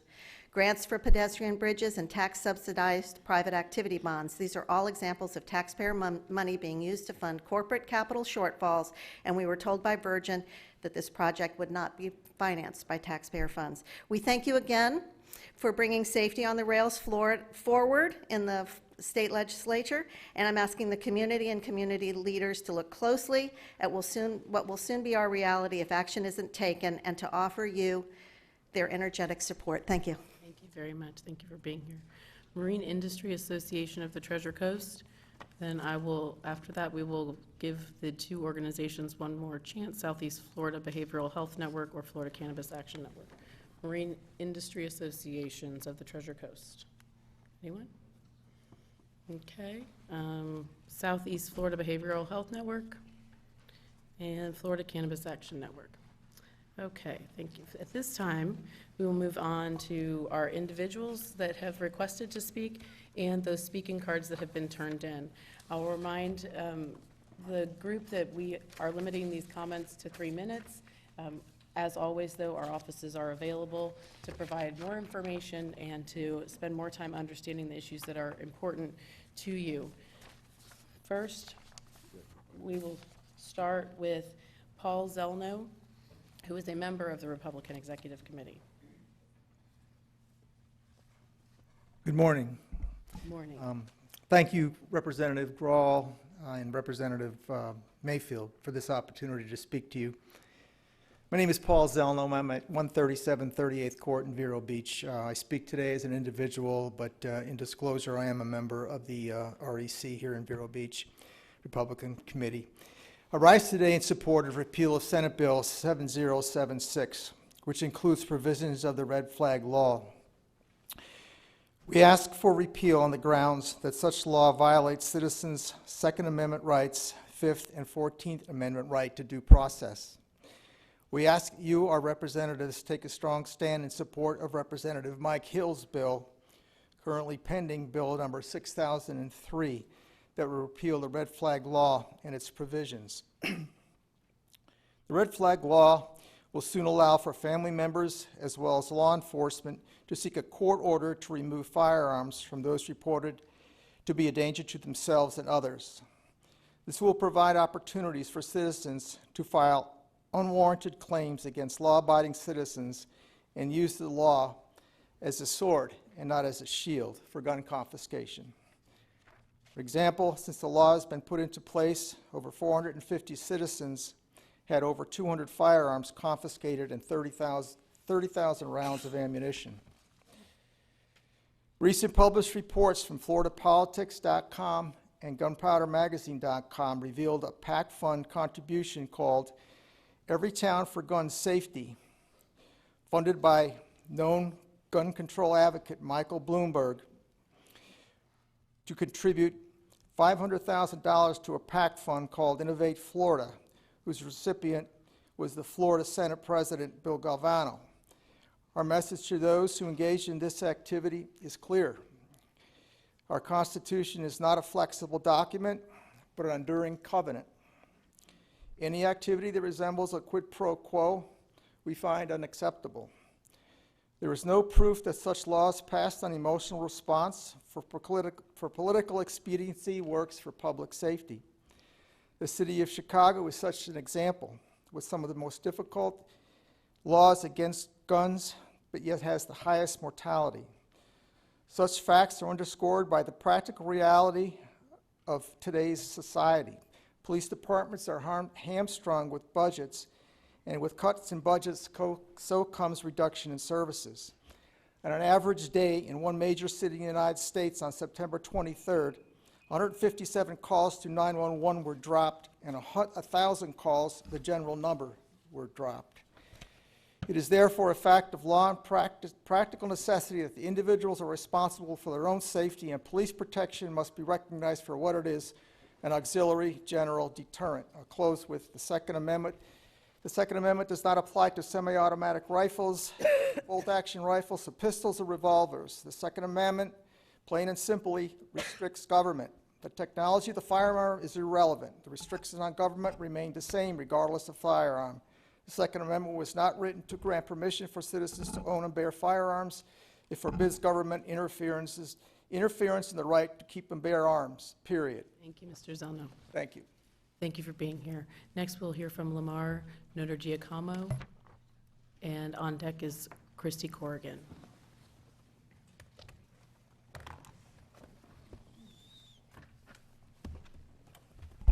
Thank you very much for hearing from the public, and I am here on behalf of Personhood Florida.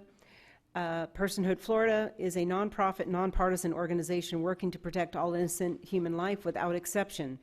The protection of innocent human life is the premier human rights battle of our generation.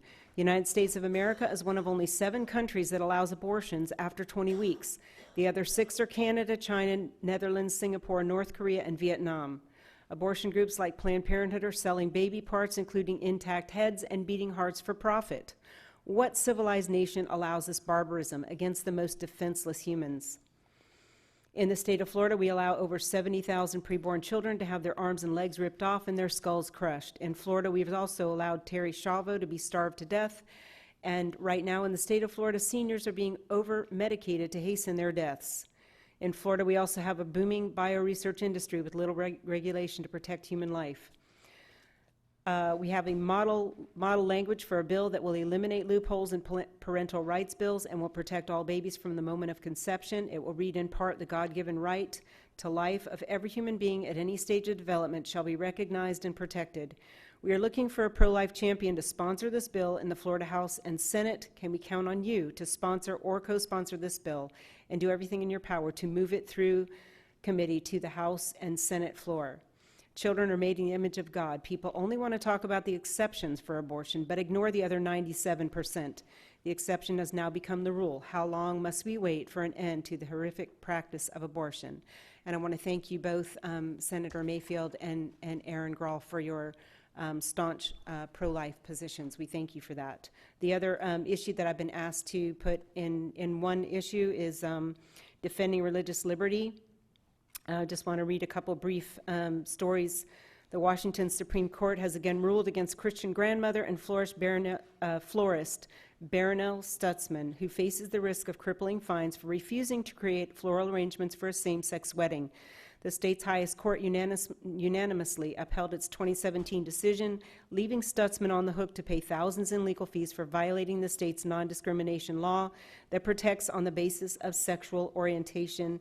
The other case that people are probably familiar with is Jack Phillips, the cake shop owner who refused to bake a cake for a gay wedding. And by the way, he doesn't bake cakes for Halloween and other things that violate his religious beliefs as well. 3 months after winning this Supreme Court case that took 6 years, Phillips was sued again by Colorado lawyer Autumn Scardina. Closer to home, John Stemberger, president of the Florida Family Policy Council, called for the resignation of Joe Gruters as chairman of the Republican Party of Florida because as a state senator, he sponsored SB 438, Florida Inclusive Workforce Act, which will add sexual orientation, I'm almost finished, and gender identity as new legal protected classes. If passed, it will be used to punish Christians for simply acting out their faith as small businessmen or private individuals.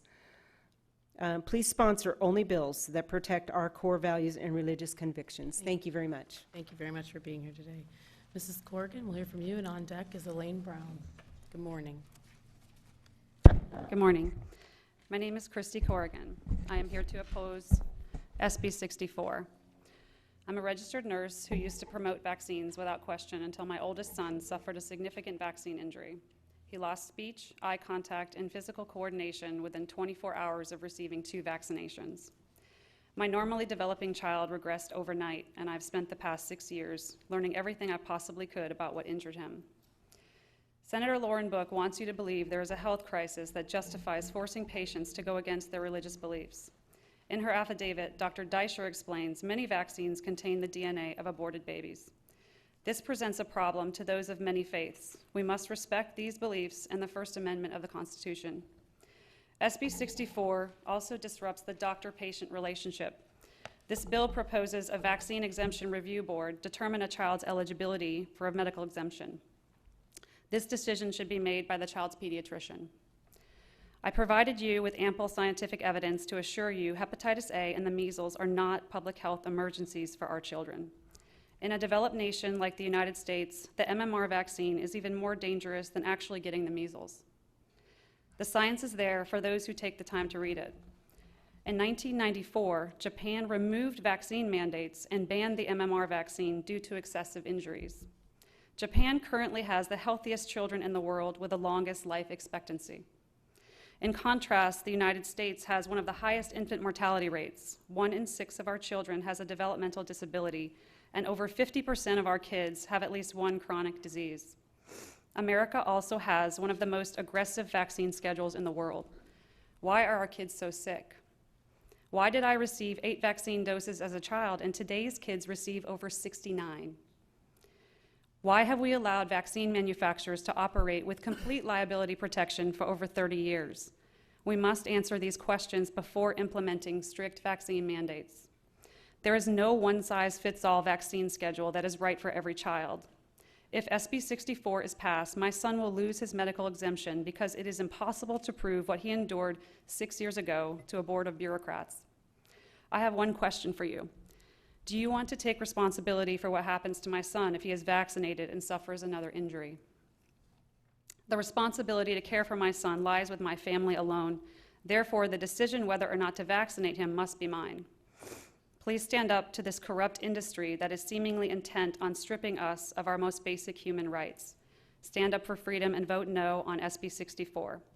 And Representative Grahl, thank you so much for your work on the Parents' Bill of Rights. I appreciate it. Thank you. Thank you for being here, Mrs. Corrigan. Elaine Brown, and on deck, Jason Kostra. Good morning, Ms. Brown. Good morning. Thank you, Madam Chair and Senator Mayfield. So I'm Elaine Brown. I am relatively new to Vero Beach, and I thank you for my time. Today we celebrate National Voter Registration Day, and I'm letting you know that I'm very happy to be here living in Florida, in part because this state requires a driver's license to vote.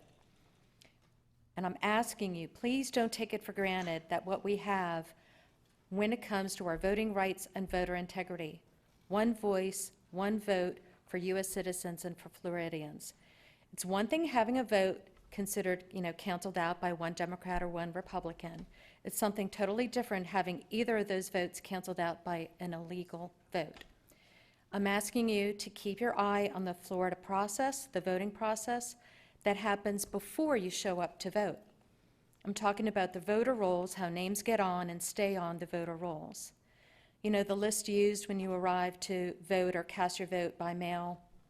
Integrity of the voter rolls is crucial to ensure people who are legally able to vote are the only ones actually voting. And I'm trying to understand what's happening here in Florida because I came from Maryland, where I served as a chief judge in the 2016 election, both the primary and the general. I saw what happened there in Maryland, where you are not required to show an ID of any kind. All you needed to know was a name, an address, and a birth date. So if you looked 24 and the birth year shows up as 1924, it didn't matter.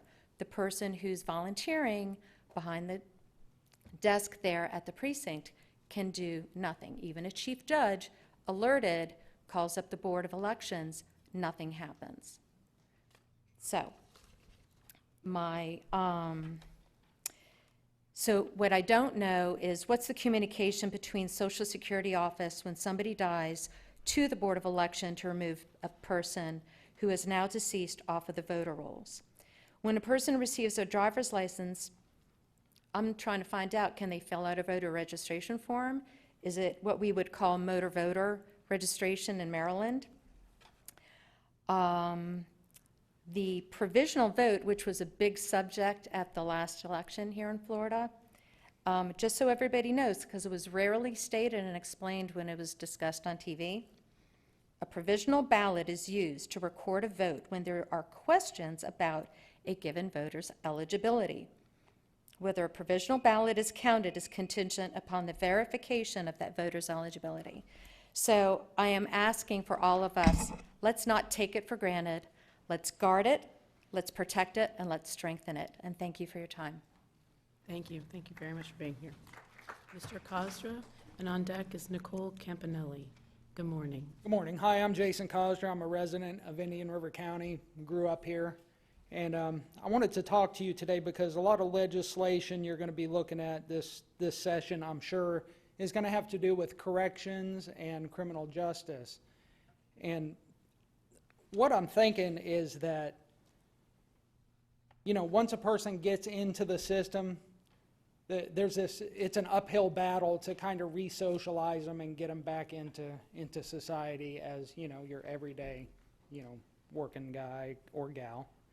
And what I'm thinking is, I'm hoping that this session you can focus more on pretrial diversion programs before people get into the whole criminal lifestyle, because what happens is a guy will go into jail, and instead of separating first offenders from the experienced population, they mix them all up. And what happens, I think there's kind of a propagation process of the criminal lifestyle, and it's kind of infectious, if you will. So I'm asking you to, let's try to reach these citizens just going into the system. Focus on funding some of the diversion programs. I know that our public defender's office here, Diamond Liddy, has a lot of programs through the public defender's office as far as reentry and parenting and things like that. So please, I just ask that, we ensure that less citizens are jailed for nonviolent crimes than ever. Reduce that trend toward, punishing nonviolent offenders as much as we punish the violent offenders, sending them to prison. Let's try to use these diversion programs, and I ask that this session you would focus on that. Thank you very much. Thank you very much. Thank you for being here. Nicole Campanelli.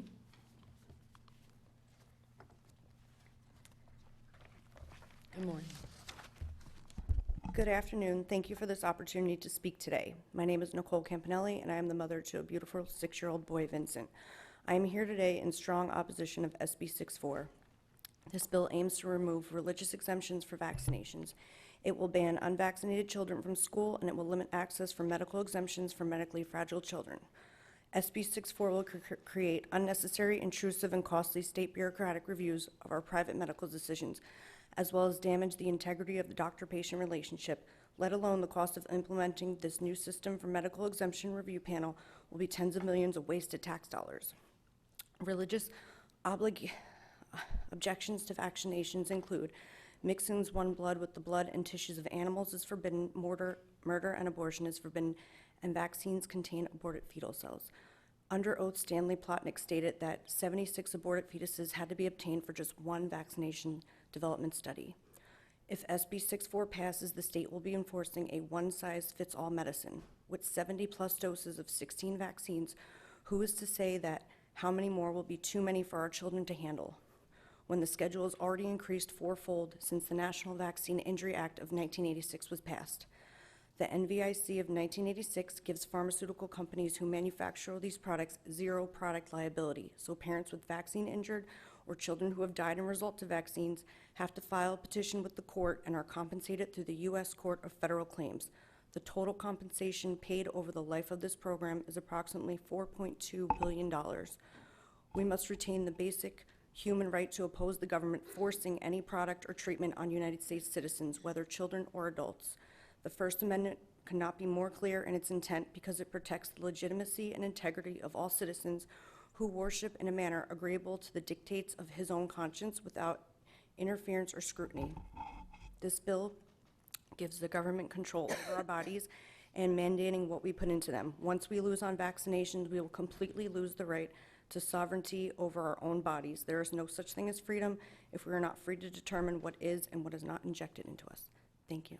Thank you. Thank you for being here. Next, we will hear from Zarab Zhang, and on deck would be Patty Sullivan.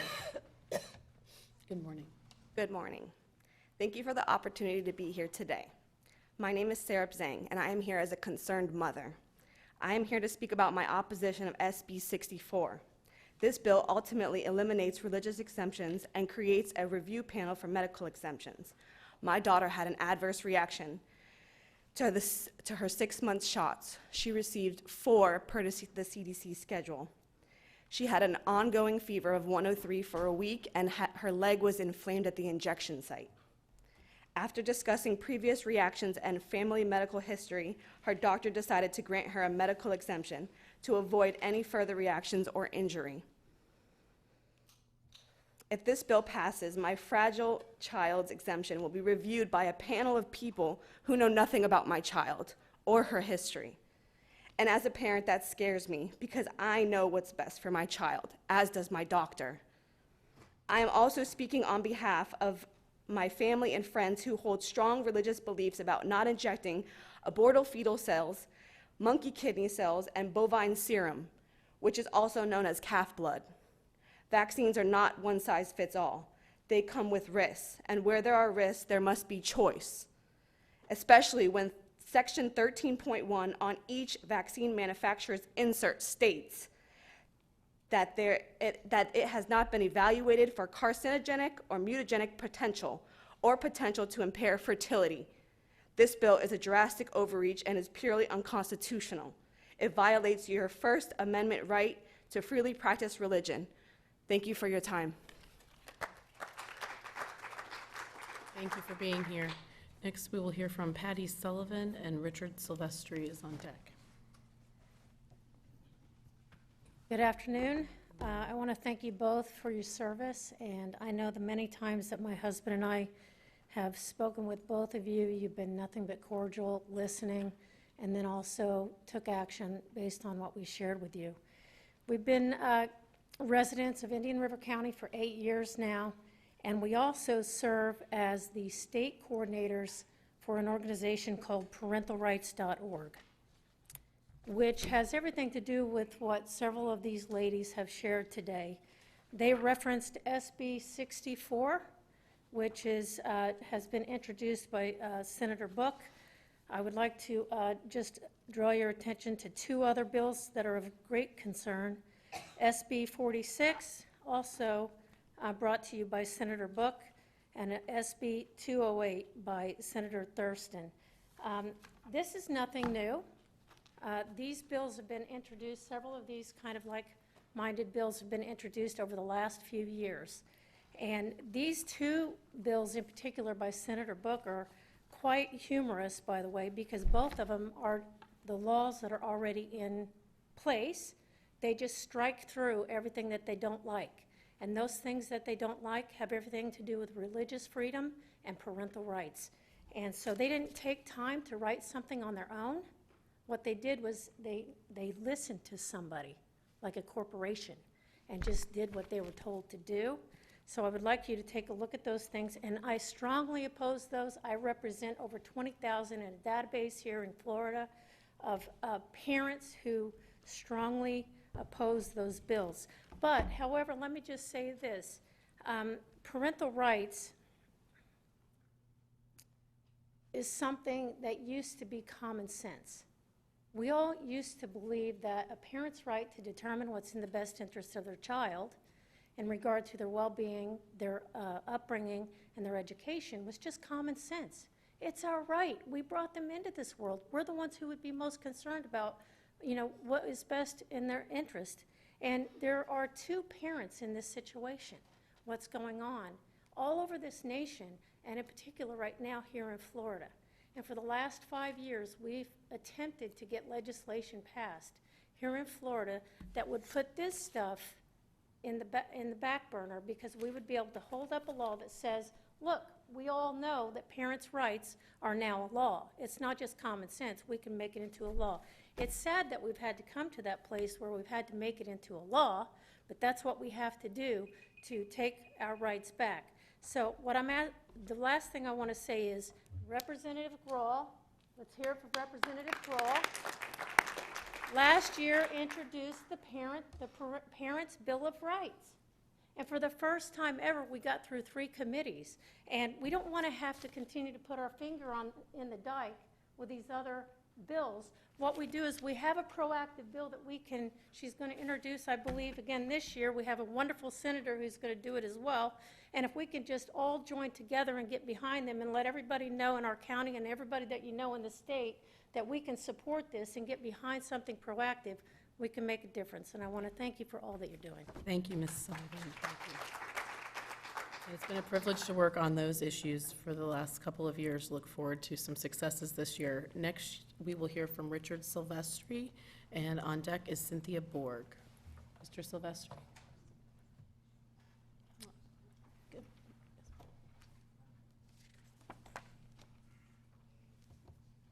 Good morning.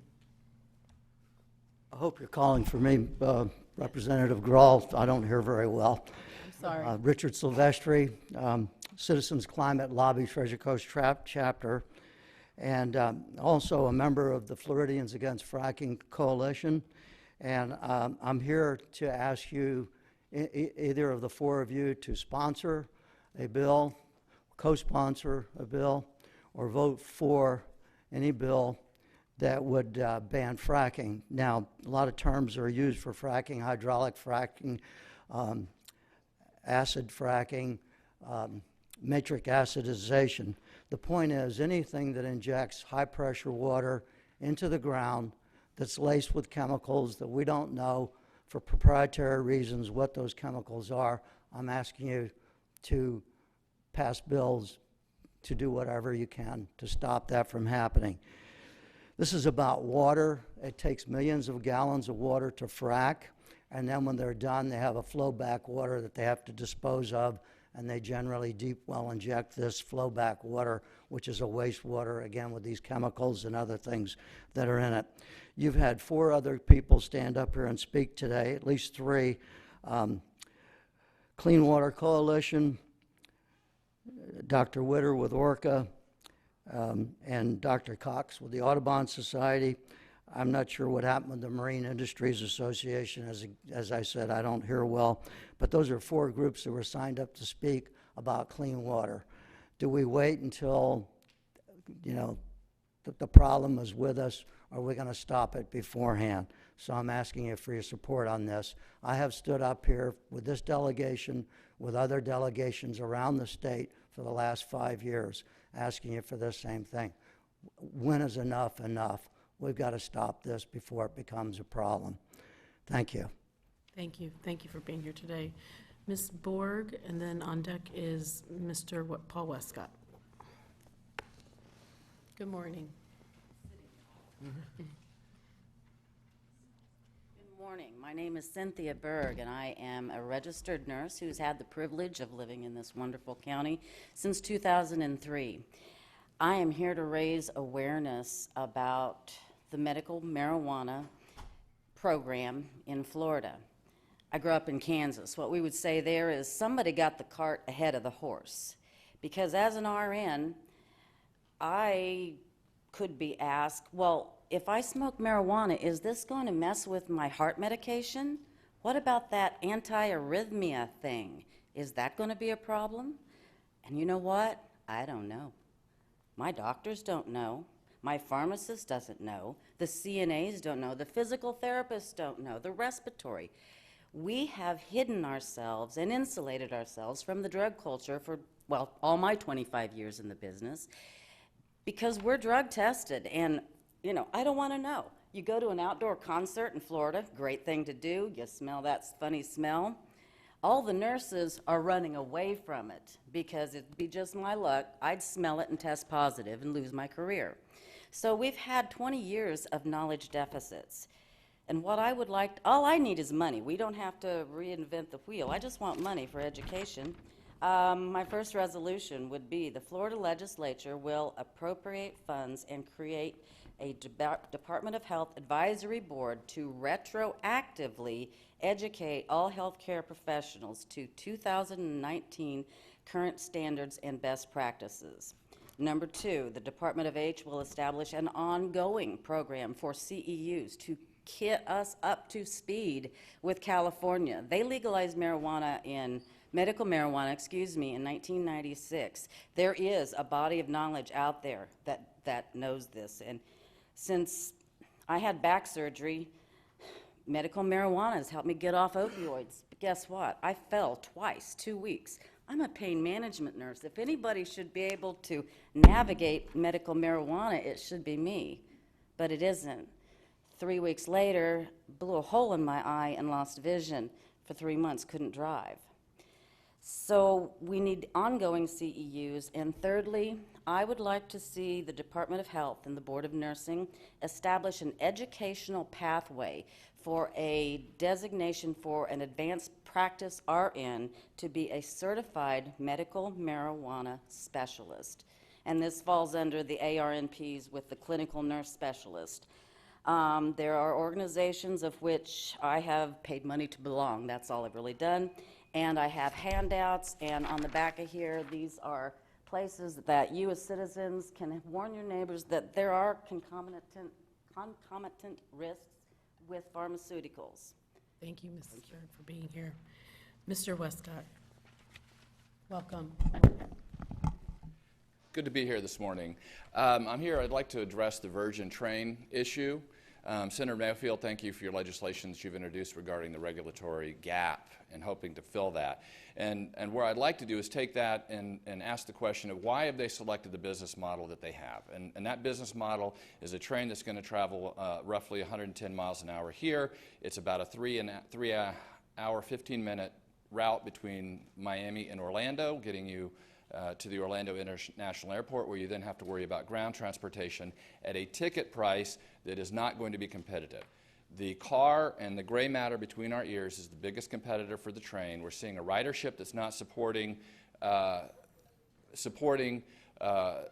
business model. Well, why that business model? Well, that business model is surrounded by the gap that you're seeking to fill.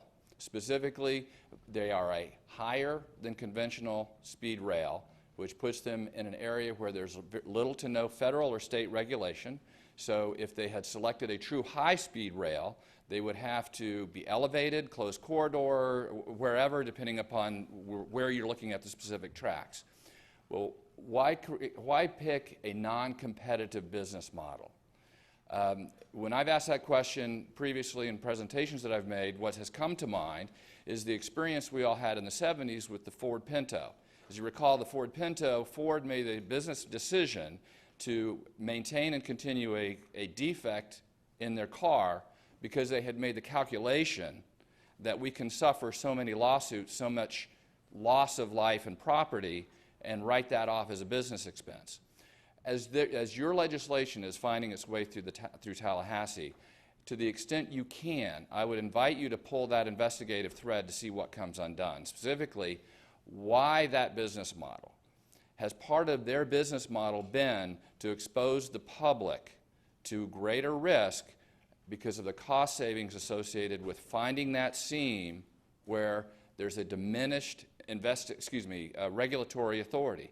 So to the extent that's relevant to your inquiry as you go through the legislative process, I would invite you to look into that, turn over the rocks.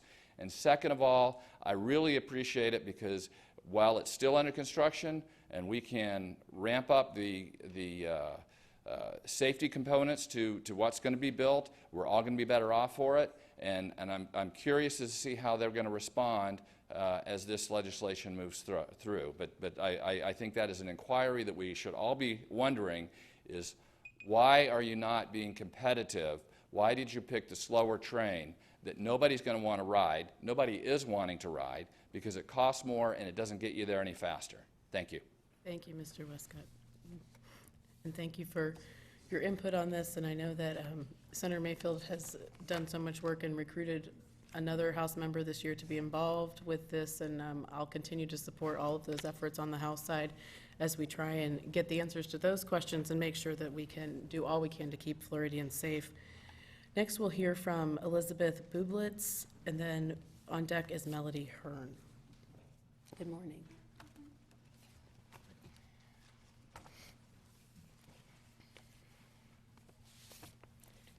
Good afternoon, Representative Grawl and Senator Mayfield. My name is Elizabeth Bublitz, and I am the Associate Executive Director with Indian River County Healthy Start Coalition.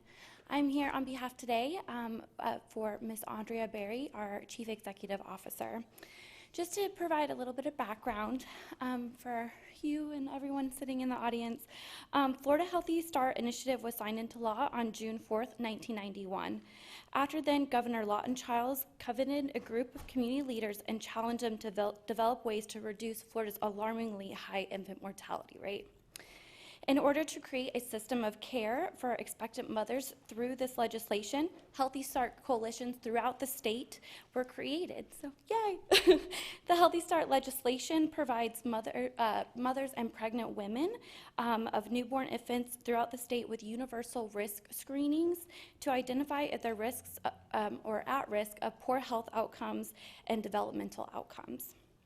Indian River County Healthy Start Coalition opened its doors in April of 1993, and our mission is to establish and support a local system of care that optimizes the health of moms, babies, and families living in this community.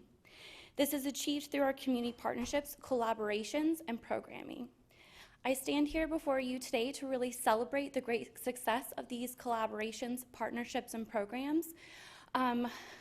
Our infant mortality rate here in Indian River County is the lowest that it's been in over the last 25 years. So that is a great accomplishment with all of the work that we have done here in our county and across the state, and just a wonderful achievement for our partners. Our highest infant mortality rate was back in 2016 here in Indian River County, and mostly among Black women. In 2017, that number became 0, and we only had 1 infant mortality death in 2018. So this number continues to stay low. However, pregnant women in this county still have multiple barriers to care, and that is what I wish to speak to you today and introduce you to this idea. We have provided a handout in the folders of Gisela. Gisela is a pregnant mom trying to find access to care and service to providers in this community.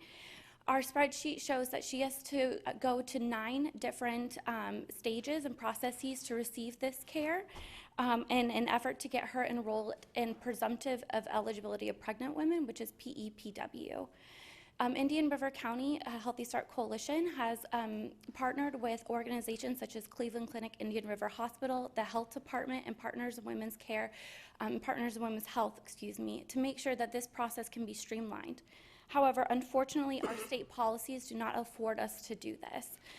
So with your help, we hope to change this process so moms like Gisela can receive care within 2 steps instead of 9 and be able to provide their baby with the healthy start that they need. We are looking forward to working with you more about this initiative, and I hope to see you in October, and it was so nice to meet you, and thank you so much for your time and your support. Thank you. For being here today, we appreciate that.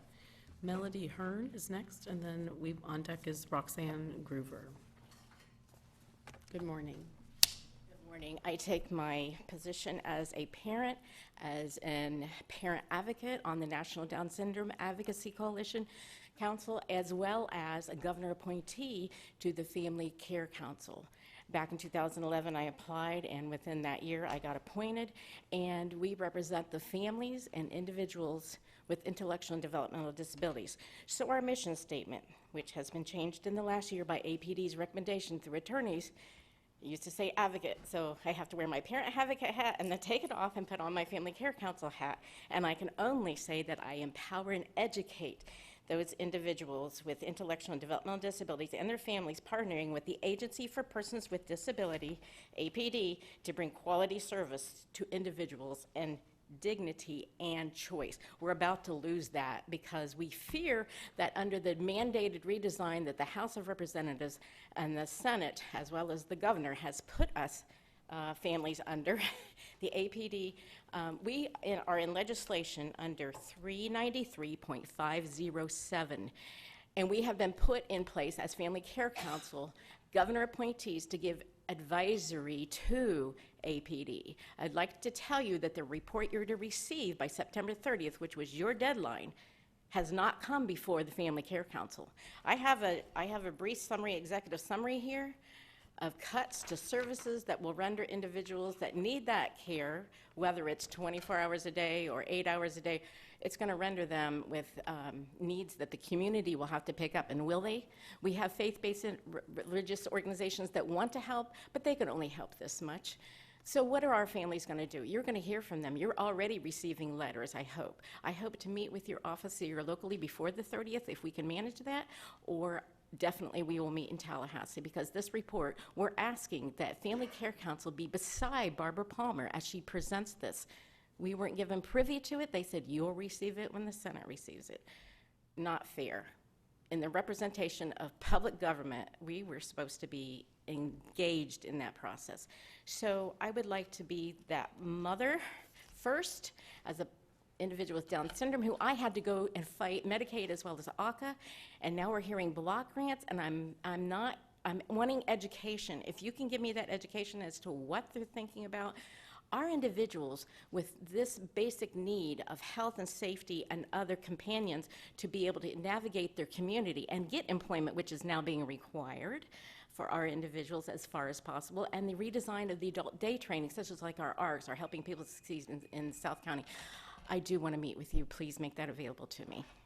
I rescind. Thank you very much for being here, and unfortunately, I'm not returning to the Healthcare Appropriations Committee this year in the House, but have been very involved with those issues for 3 years, and I would encourage you to attend or have somebody on the Family Care Council attend the presentation where Barbara Palmer is presenting the report. We have I'll tell you, there were other outstanding reports by many agencies that are due on September 30th or October 1st that I think we're not expecting to be on time or do not feel like they will be adequate and provide adequate answers to the questions that we're left with as lawmakers sometimes. And so I would encourage you to be at that meeting. Make sure you're talking to the Healthcare Appropriations Committee in both the House and the Senate, as those members and the chair people are those that have the most knowledge about these issues. And of course, we'll be available for a meeting and we'll help however I can. Thank you.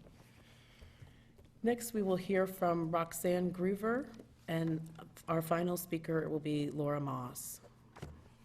Good morning.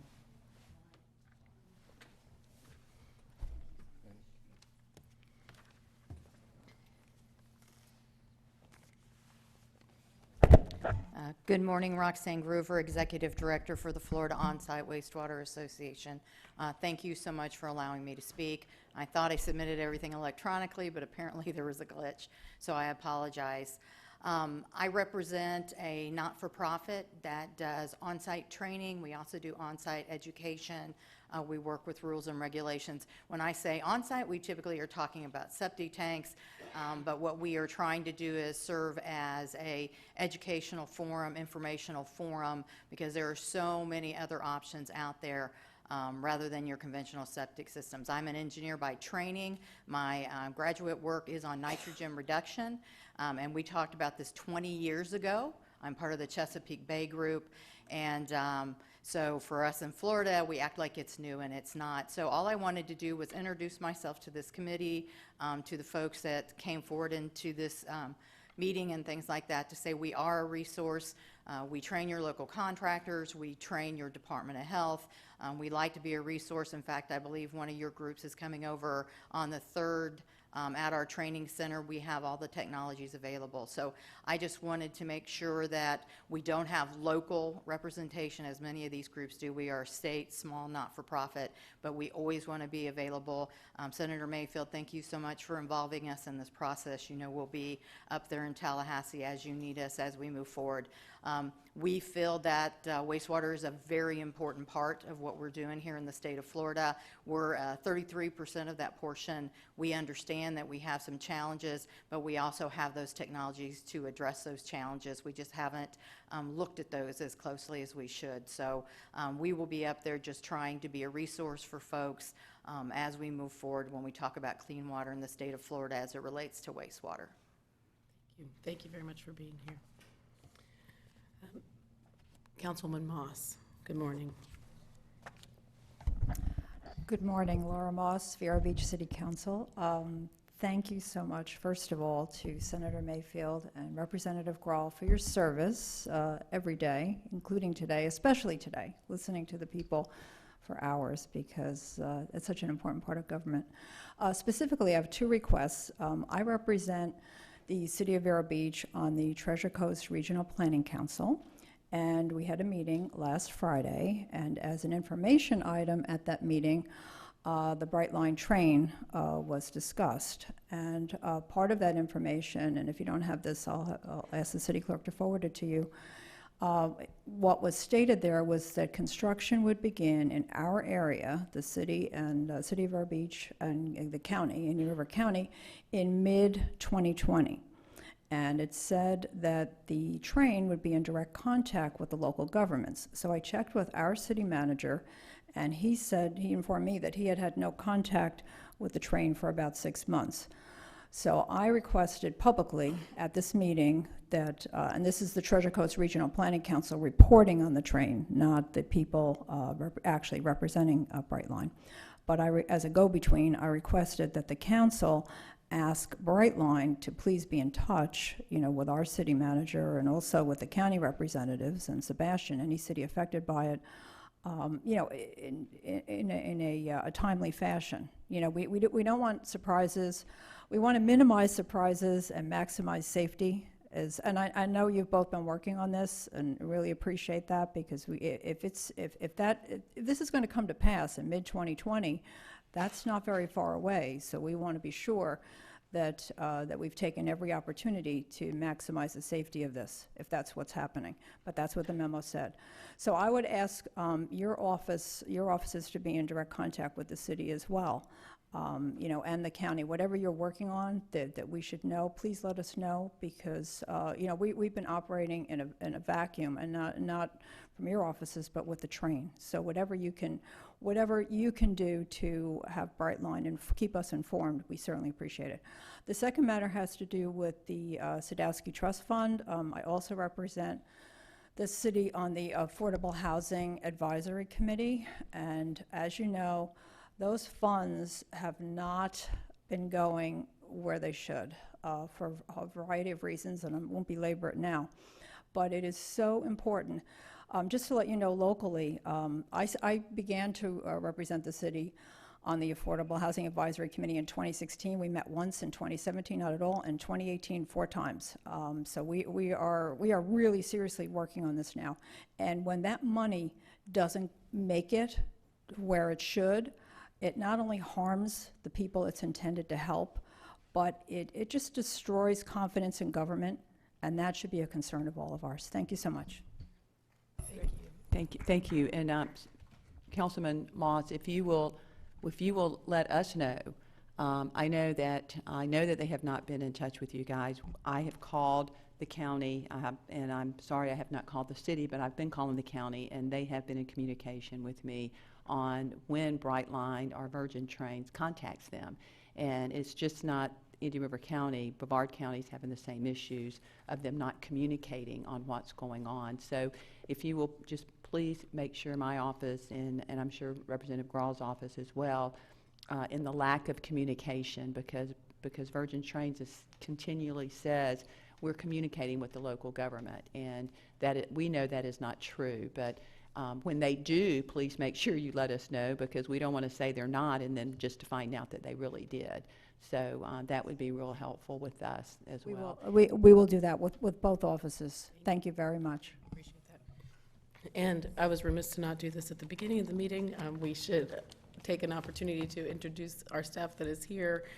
For sure, Mr. Ed Barenborg is here. He's my legislative aide, and my district secretary, Sharon Stewart, is in the back, and they are both here in County Building B on the 2nd floor in our local office. And then when we spend time in Tallahassee, Ed travels to Tallahassee for committee weeks in session with me as well. So anything that you need, please reach out to our office, and know that they're getting those things in front of me that need to be in front of me as soon as possible. And then there are so many things that they are able to take care of and help the constituents in this area just navigate our state government when needed, or get you in touch with the right people. So I want to thank them very much for their service. Senator Mayfield. Yeah, thank you, Chairman Graw. And I have Adrienne Cornball, who is my legislative aide, and she is out of Melbourne. I have 2 offices, one in Melbourne and one here in the County Administration Building. And again, I'd like to echo Chairman Graw's comments on thanking the county for allowing us to have an office in their building. It does make it more convenient for our constituents to come see us being in this County Administration Building. I also have some turnover in our staff. Frank DeMarco will be my new legislative aide that goes to Tallahassee with me and will be handling policy. And Caitlin Curry is a new legislative aide that will be splitting her time between Indian River County and Brevard County. And she will be handling the appropriations as well as some policy. So again, it's as Chairman Graw said, they are a wealth of information, and they really do get back to us on issues whenever constituents call in, and we're only as good as our staff. And I have echoed that 1,000 times, is we really do have good staff, and we could not do what we do without the support of our staff. And I want to publicly thank them for everything that they do to let us get the work done of our constituents in our district. So thank you very much. Thank you very much. We'll work on the timer button before next meeting, so apologize for that. No, it's okay. It's okay. Well, at this time, we reached the end of our meeting, and I would like to nominate Senator Mayfield to chair the 2021 delegation, and myself as the vice chair. Do you have any objections to that, Senator Mayfield? No, thank you very much. Okay. Well, hearing none, then Senator Mayfield will serve as the delegation chair for 2021, and I will serve as the vice chair. And we appreciate all of you being here today and participating. And even if you didn't come up to speak, know that we appreciate what you do, and when you bring issues to our office, when you are paying attention to what's happening in the public forum, and you put it on our radar so that we know how those things are affecting you at home, in your life, in your business, with your families. It's very important for us to have that context. So thank you all for being here. We look forward to serving you again during this legislative session. And with that, Senator Mayfield has moved that we adjourn, and we are adjourned. Thank you, everyone.